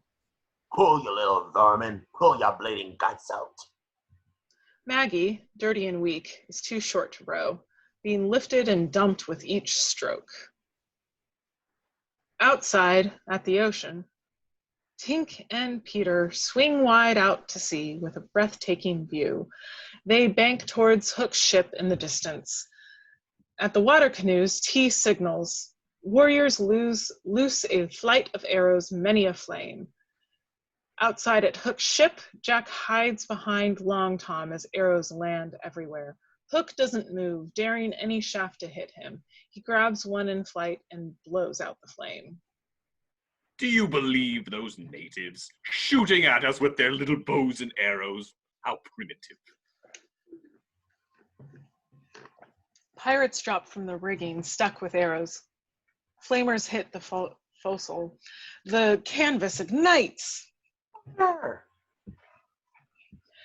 Cannons thunder in a 12-gun broadside. Jack clutches his ears, quaking with each bleat.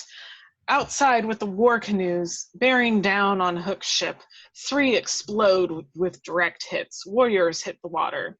T presses on. Warriors fire a flight. Arrows fill the sky. The mermaids surface. Angelica grabs a wounded warrior, pulling him towards shore. Una and Babs share another. Outside at the ship on the quarter deck, pirates cheer the destruction. More arrows rain down. Hook finds Jack cowering in the smoke. Your first broadside, Jack. Good form. It was an accident. I didn't even hurt anybody. But that's the idea. What's a few less natives anyway? You're going to be a pirate, feared on the 7 seas. Jack pulls away, terrified. He freezes, pointing starboard. Look! From their point of view, they see the Dark Avenger bearing down on them from the cove. Giant sling weapon and Lost Boys visible on deck. The no-hook flag waving proudly. Back at Hook. The Lost Boys. What a weenie roast. No sign of Pan. Where is that green wuss? Look! Hook pivots his opera glasses astern. From their point of view, they see 2 specks flying low, bright green, headed for the ship, glowing like UFOs. Peter and Tink flying. He draws his sword, dropping the scabbard into the sea. He levels it and yells, "Charge!" Tink yells with him. Back with Hook, staring through his opera glasses in total disbelief. Pan? Ha! Got his wings back, did he? Smee! Pan astern! Smee is all smiles, urging the slave boy to drum faster. See, Captain, dreams do come true! Shoot it, Jack! The big green one! Jack instantly sights along the barrel at the approaching objects. He puffs his cigar, coughing, lowering it to fire. Jack! Jack freezes in total shock. Hook groans, grimacing. Dad? My dad's flying? He hates to fly. Don't think, Jack. Just do. This is what you've been training for. Shoot him. Do it. You put that cannon down right now, young man. Peter, the parent again, suddenly loses altitude. Tink pulls him back up. There he goes again, telling you what to do. Don't listen to him. Shut him up, Jack. Forever. Jack weakens, lowering the scar to the fuse. Peter and Tink flying closer and closer. I love you, Jack. He said the L word. You know what that means, right, Jack? Shoot him. It's what you want to do. Quick cuts between Jack, Peter, and Tink, the cannon, and Hook. No! Pulling away, Hook forces Jack's cigar down on the fuse. Ba-boom! Peter and Tink flying still. Look out! She rams Peter, sending him tumbling off course. The cannon shot smacks Tink like a freight train and explodes. Tink is gone. Glowing dust sprinkles the sea. Peter spirals up to the heavens, screaming in horror. Tink! Hook and Jack, Hook exults. Jack runs away, convulsing in angry tears. Outside the Dark Avenger, the Lost Boys watch horrified as pixie dust settles. No, Hook! No, Hook! No, Hook! The Lost Boys pick up the cry, pulling back a giant arrow in the huge crossbow slingshot mounted forward. The arrow is covered with graffiti. Hook is a codfish. Hook sucks. Lost Boys rules. Pan lives. Tink forever. The giant arrow rushes forward, arcing into the sky. Outside of Hook's ship, looking down, the cannons fire, blowing canoes away on the port side. Cannons fire, ripping into the Avenger off to starboard. The giant arrow crashes into the mainmast, tearing away the sails. The top mizzen mast falls like a felled tree. Hook and Smee watch in disbelief. The mast splats into the sea. Is that fair, Captain? Back speed! Ram those little bastards!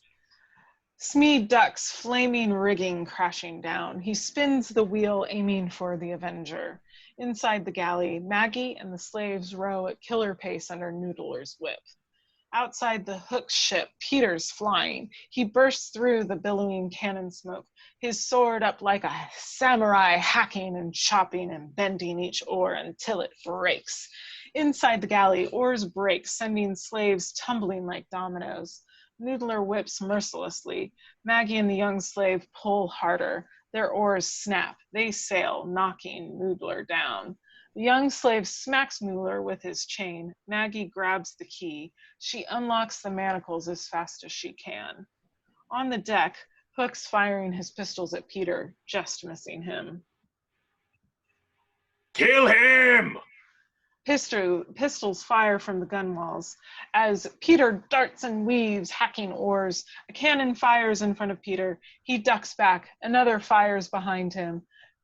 Outside of Hook's ship on the port side, war canoes draw alongside. T leaps, scaling the hull. Warriors follow.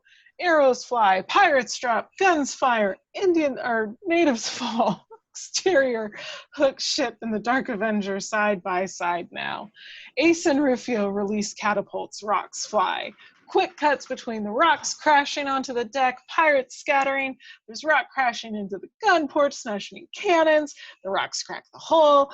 Inside the galley, continuing action. Rock crashes through, water spews in. Maggie keeps unlocking chains. Jukes appears. He grabs her, lifting her up, choking her. A belaying pin smacks him in the head with deadly accuracy. He stiffens upright, choking Maggie harder. Another pin bonks him. He falls, revealing Jack. He runs to Maggie, hugging her tight. I thought you were one of them. I'm sorry, Maggie. I almost was. Dad's here. I saw him. He's Peter Pan. Maggie gapes. A cheer goes up from the slaves. Jack leads them towards the hatch, taking command. Outside on the main deck, Jack and Maggie lead the slaves pouring from the hatch. A cheer goes up as T leads her warriors swarming over the side, clashing hand to hand with pirates. A cheer goes up as Ziggy catapults himself from the Avenger, crashing into 4 pirates, knocking them overboard. Rufio leaps like a madman into the fray. Ace leads the others on board, slashing and cutting, with Hook pacing the quarterdeck, watching the battle before him. The Lost Boys, no manners, despicable. He whirls and skewers a young slave with a harpoon. Look at the rugrats, they all should be slaves. I hate kids, especially Pans. 3 warriors rush him. Hook runs 2 through and shoots the other. Natives at least die nobly, but no Pan. The ship lists. Smee fights the wheel. We're sinking, Captain. Fast. Hook stomps his boots in a big circle, throwing a tantrum. Damn, Pan, you big chicken! Peter descends, landing behind Hook. Classic pose. I know you are, but what am I? Hook turns facing him. Long, slow, serpentine smile at last. Peter Pan, has it been 3 days? Surprise, surprise, how time flies. Smee crawls unseen behind the wheel. Peter is all concentration, eyes fixed on Hook, waiting for his move. Where is Miss Bell? Shopping? You know where she is. I want my kids. Proud and insolent youth, prepare to die. That would be an awfully big adventure. I wouldn't bet the ranch on it. They leap at each other, swords clanging in the morning sun. The ultimate duel between good and evil has begun. Following them around the quarterdeck, Hook, a superior swordsman, attacks. Peter parries the rain of blows and thrusts, fighting for his life. You look marvelous. An amazing comeback, I must say. A 3-day wonder. How did you do it? Diet, exercise, an affair, perhaps the right woman can do wonders to restore a man's youth. Peter surges with anger on the attack, gaining confidence, his instinctive skills returning, darting and flying to old Hook's slashes and slices. Look at you, Pan, healthy, fit, no bills, no nagging wife. You're having fun, admit it. What a shame you have to die, just when you find life. Peter hesitates. The truth. Smee crawls, dragging a chain with a manacle, trying to trap Peter's feet. He lunges, just missing, as Peter flies on the attack. I'll kill you, Hook. Hook dodges his thrusts and slices Peter along the ribs. Wrong. You're the one who's bleeding. Peter stares at the blood seeping from his side. The ship lists acutely. Cannonballs roll across the deck. Peter hovers and Hook dodges them as they fight. Peter taking the offensive, driving Hook back. On the main deck, in the fray, Jack spots Peter and Hook pointing them out to Maggie.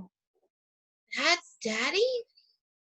She's elated and terrified at the same time, watching her father drive Hook back, then fly to avoid Hook's attack. A pirate screams behind them, sword raised.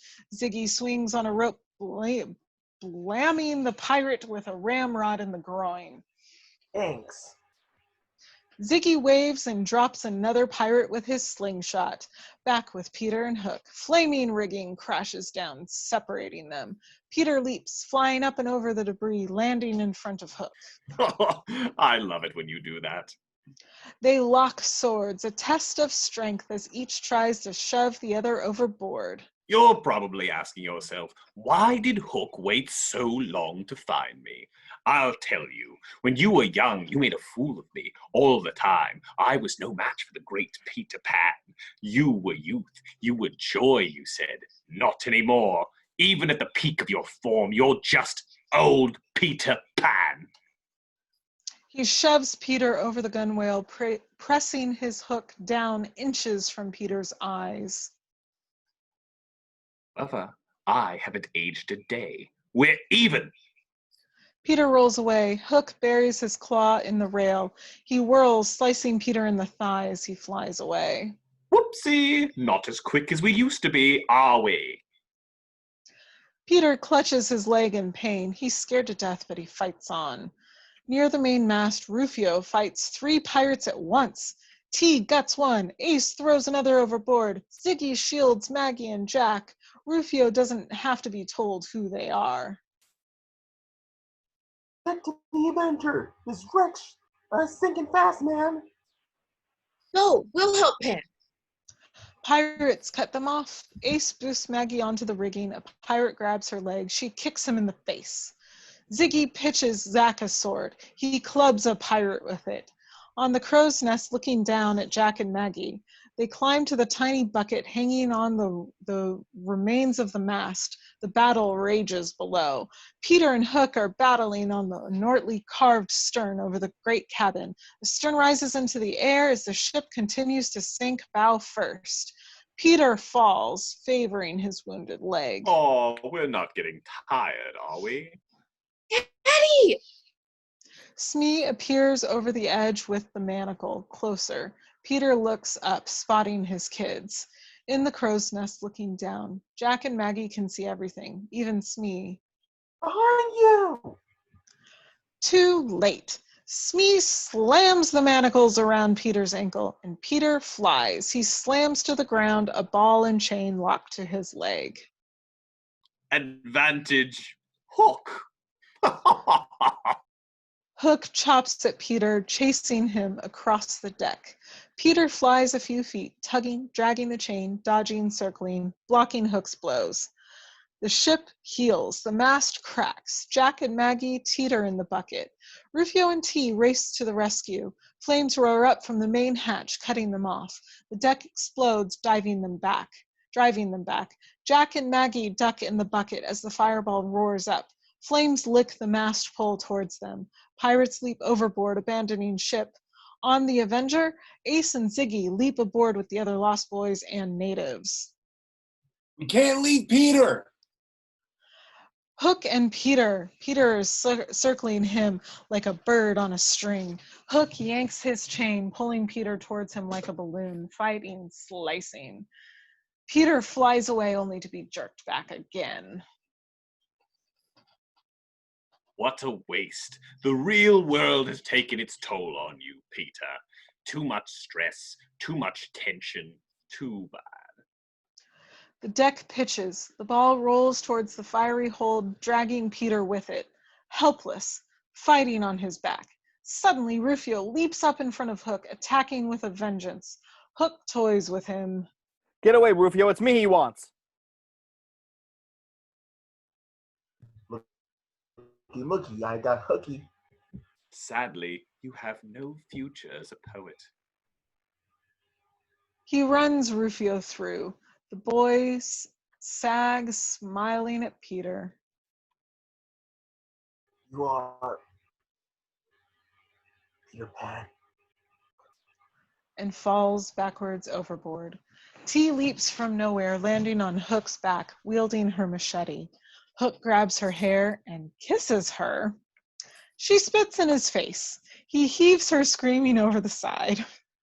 The ship heaves. Peter's ball and chain drops to the flaming hold, pulling Peter, screaming with it. At the crow's nest, Jack and Maggie are helpless, watching him fall. Second time to certain death. Interior flaming holds, looking up, and Peter grabs a deck beam, hanging on for dear life. Hook stands over him, his moment of triumph. This is it, Pan. Big Daddy Fear is here. The fear you feel when your children don't come home on time, when the plane takes off, when the fear you feel when you can't run as fast anymore and your body aches. I'm the quickie at the office, the Porsche and the red-headed with the big hooters. Take a good look. I'm your mortality, bucko. I'm your Christmas present from hell. He raises his sword to chop off Peter's hand. The aerial point of view, a sword flies through the air, sticking Hook right in the ass.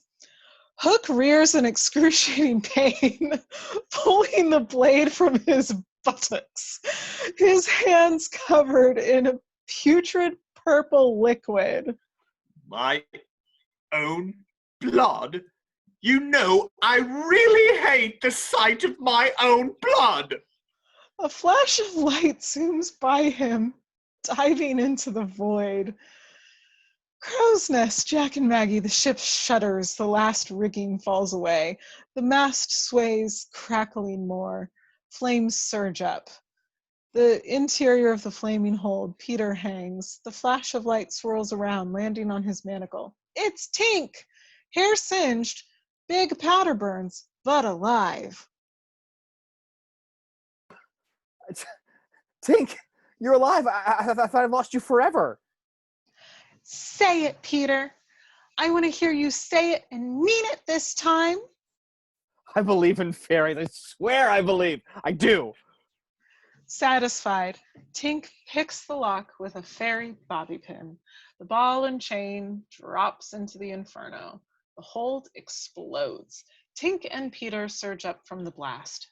In the crow's nest, now teetering dangerously, Peter hovers alongside his kids, hugging them, kissing them. Come on, we're going to fly. The kids hug the mast, terrified, shaking, no, crying. Below, Hook, At his wit's end and alone on the deck, he grabs a broadaxe and hacks like a madman at the remains of the mast. Oh, Daddy, I'm afraid. Kids ruin everything, Pan. Don't you get it? They suck the life out of you. Leeches. Above, the mast teeters. Jack and Maggie lurch and sway. Peter stays with them. Don't listen to him. You take my hand. Jack, believe me. Please, Maggie, you have to. Just believe in yourself. You can do anything if you believe in yourself. I hope you remember that when they stick you in a home. Tink, dust them. She splashes them with pixie dust. They glow. Maggie reaches out, taking hold. Jack hangs back, unsure. Do what your father says. You've got 2 seconds to find a happy thought. Home. Yeah, Mommy. Jack grabs Peter's hand. The mast collapse. They jump, falling at us, holding hands, roaring right over Hook and up into the morning. Pan, you'll never work in Neverland again. With the Pan family flying, Jack and Maggie screeching with delight, Peter is greatly relieved like any flying father would be. Outside of the Avenger, Ziggy, Ace, and the Lost Boys, Warriors, even T, safe and sound, wave and cheer as the Pan family does a flyby, waving farewell. They fly. Peter salutes with his boys and blows a big kiss to outside in the lagoon, the mermaids, waving goodbye. Angelica, Una, and Babs blow bubble kisses. And Smee, rowing, in a dingy, full of treasure from the sinking ship in the distance. He reflects as the Pan family buzzes overhead. Aye, isn't that nice? Poor Captain. He hates apprehendings. Back at Hook, screaming in rage atop the last of his sinking ship. Go on, fly away, just like always. But I'll still be with you every day for the rest of your miserable life. Everywhere you look, you'll see Captain James Hook. Peter slows, Hook's voice booming in his head. Leave now and you'll live in fear until the day you die. Tink looks back. She sees Peter clutching his head. He waves her on. She understands. Come on, kids, race you to the moon. She leads them towards the fading moon. The kids follow, cutting up, unaware. I am your worst nightmare. No, go ahead. I am your worst nightmare, Peter. I am death. Peter, flying, fear seizes him. He pivots and dives. Primal scream! Hook! Peter's diving at Hook. Hook exalts, his sword ready, laughing maniacal. Pan is back, and the Hook's got him. Peter and Hook collide, good and evil knights, in a tremendous thundering burst of energy. Sharp cut to the exterior sky, night, thunder cracks, lightning ignites the heavens. And outside of number 14, the nursery window, a ferocious storm, more thunder cracks. Inside of Granny Wendy's bedroom, Moira spills her tea, her nerves shot. Granny Wendy sits up in bed, battling the unseen force. Moira, the children.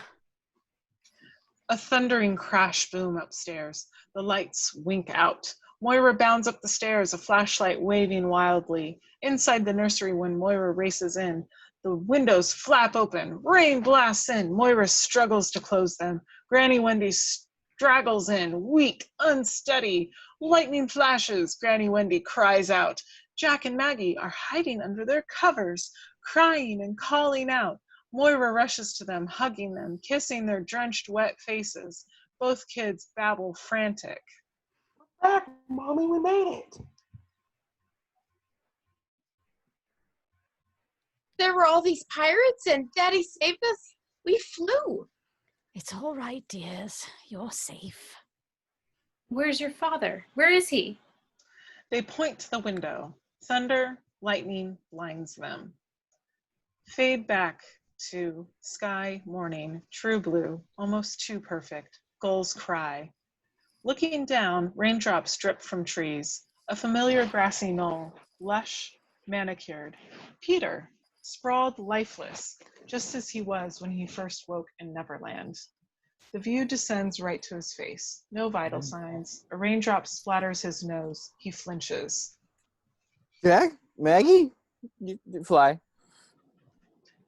Another hits him. Yeah. He sits up slowly, looking around. He stands panicked. Not again. His clothes are tattered and torn. He doesn't know which way to go. Something rustles the bushes. He turns, ready to fight. A cricket ball crashes through the brush and rolls to his feet. He stares at it, as if it might explode. He picks it up, turning it in his hands. A young kid crashes through the brush in a ball uniform. He eyes Peter, his dirty duds. Peter frowns in a fog. Here, give me that ball, you solder. Peter pitches it back, following the kid through the bushes. The view ascends, revealing Kensington Gardens, round pond, the manicured green filled with people playing cricket. Peter takes it all in, thoroughly confused. Mom, there's Peter Pan. Little girl points at Peter, then runs past him to Peter Pan's statue, frozen in time, forever young. Peter fixes on it. Something clicks. My kids. The mother eyes Peter suspiciously as she retrieves her little girl. Peter, suddenly anxious, starts to jog away. Goodbye, Peter. I love you. He stops, turning back to the statue as if it spoke to him. Tink? A groundskeeper sweeps some empty bottles across the cement path. Ding, ding, ding, ding. Tink. He struggles. Whatever it meant, he's already forgotten. With new life, he races away down the path. The view climbs to Tinkerbell, standing behind the statue's head, her back to us as she watches Peter, picking up speed, pulling further away until he's gone. Tink turns, glowing tears dot her face. She flies away.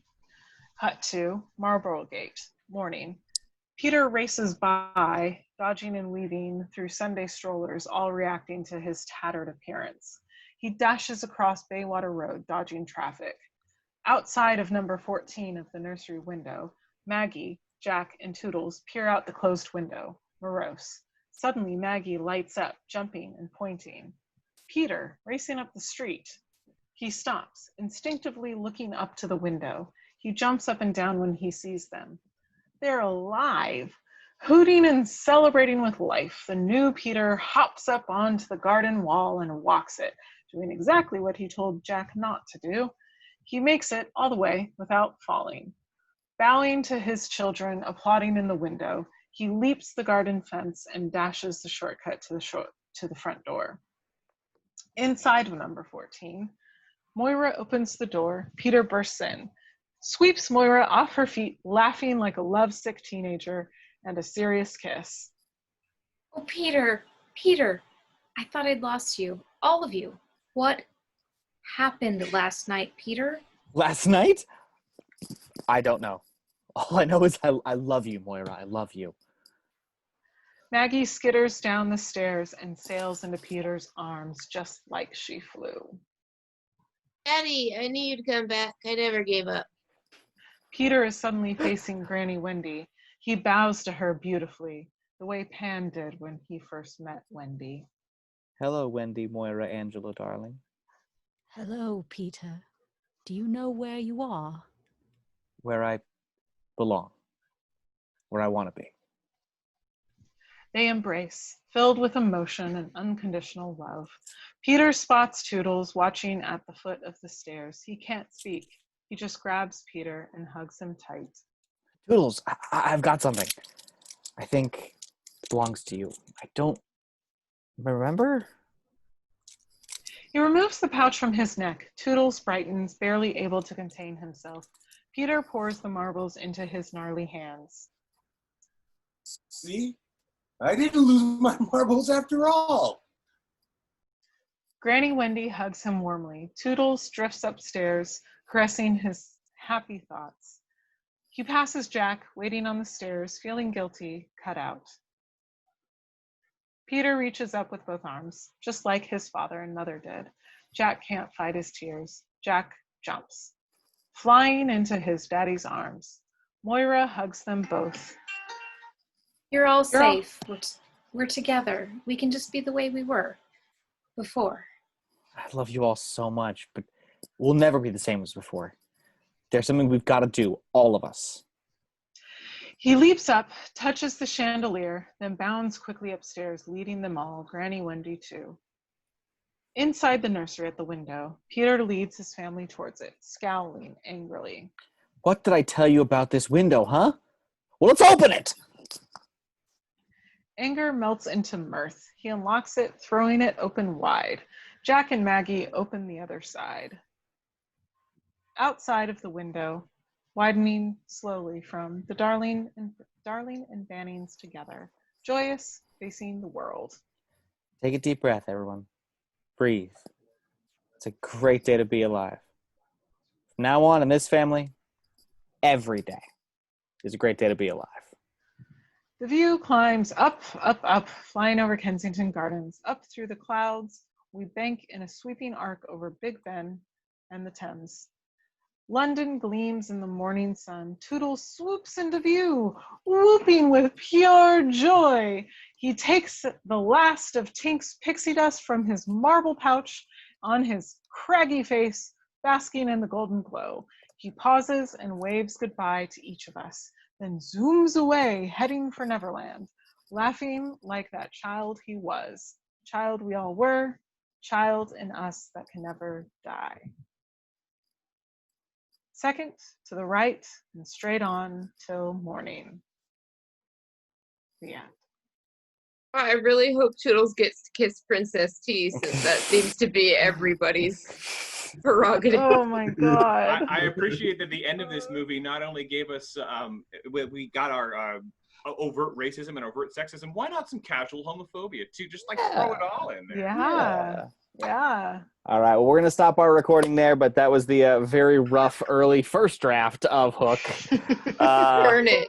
Thank goodness it got several revisions. We'll see you on the next day we'll read.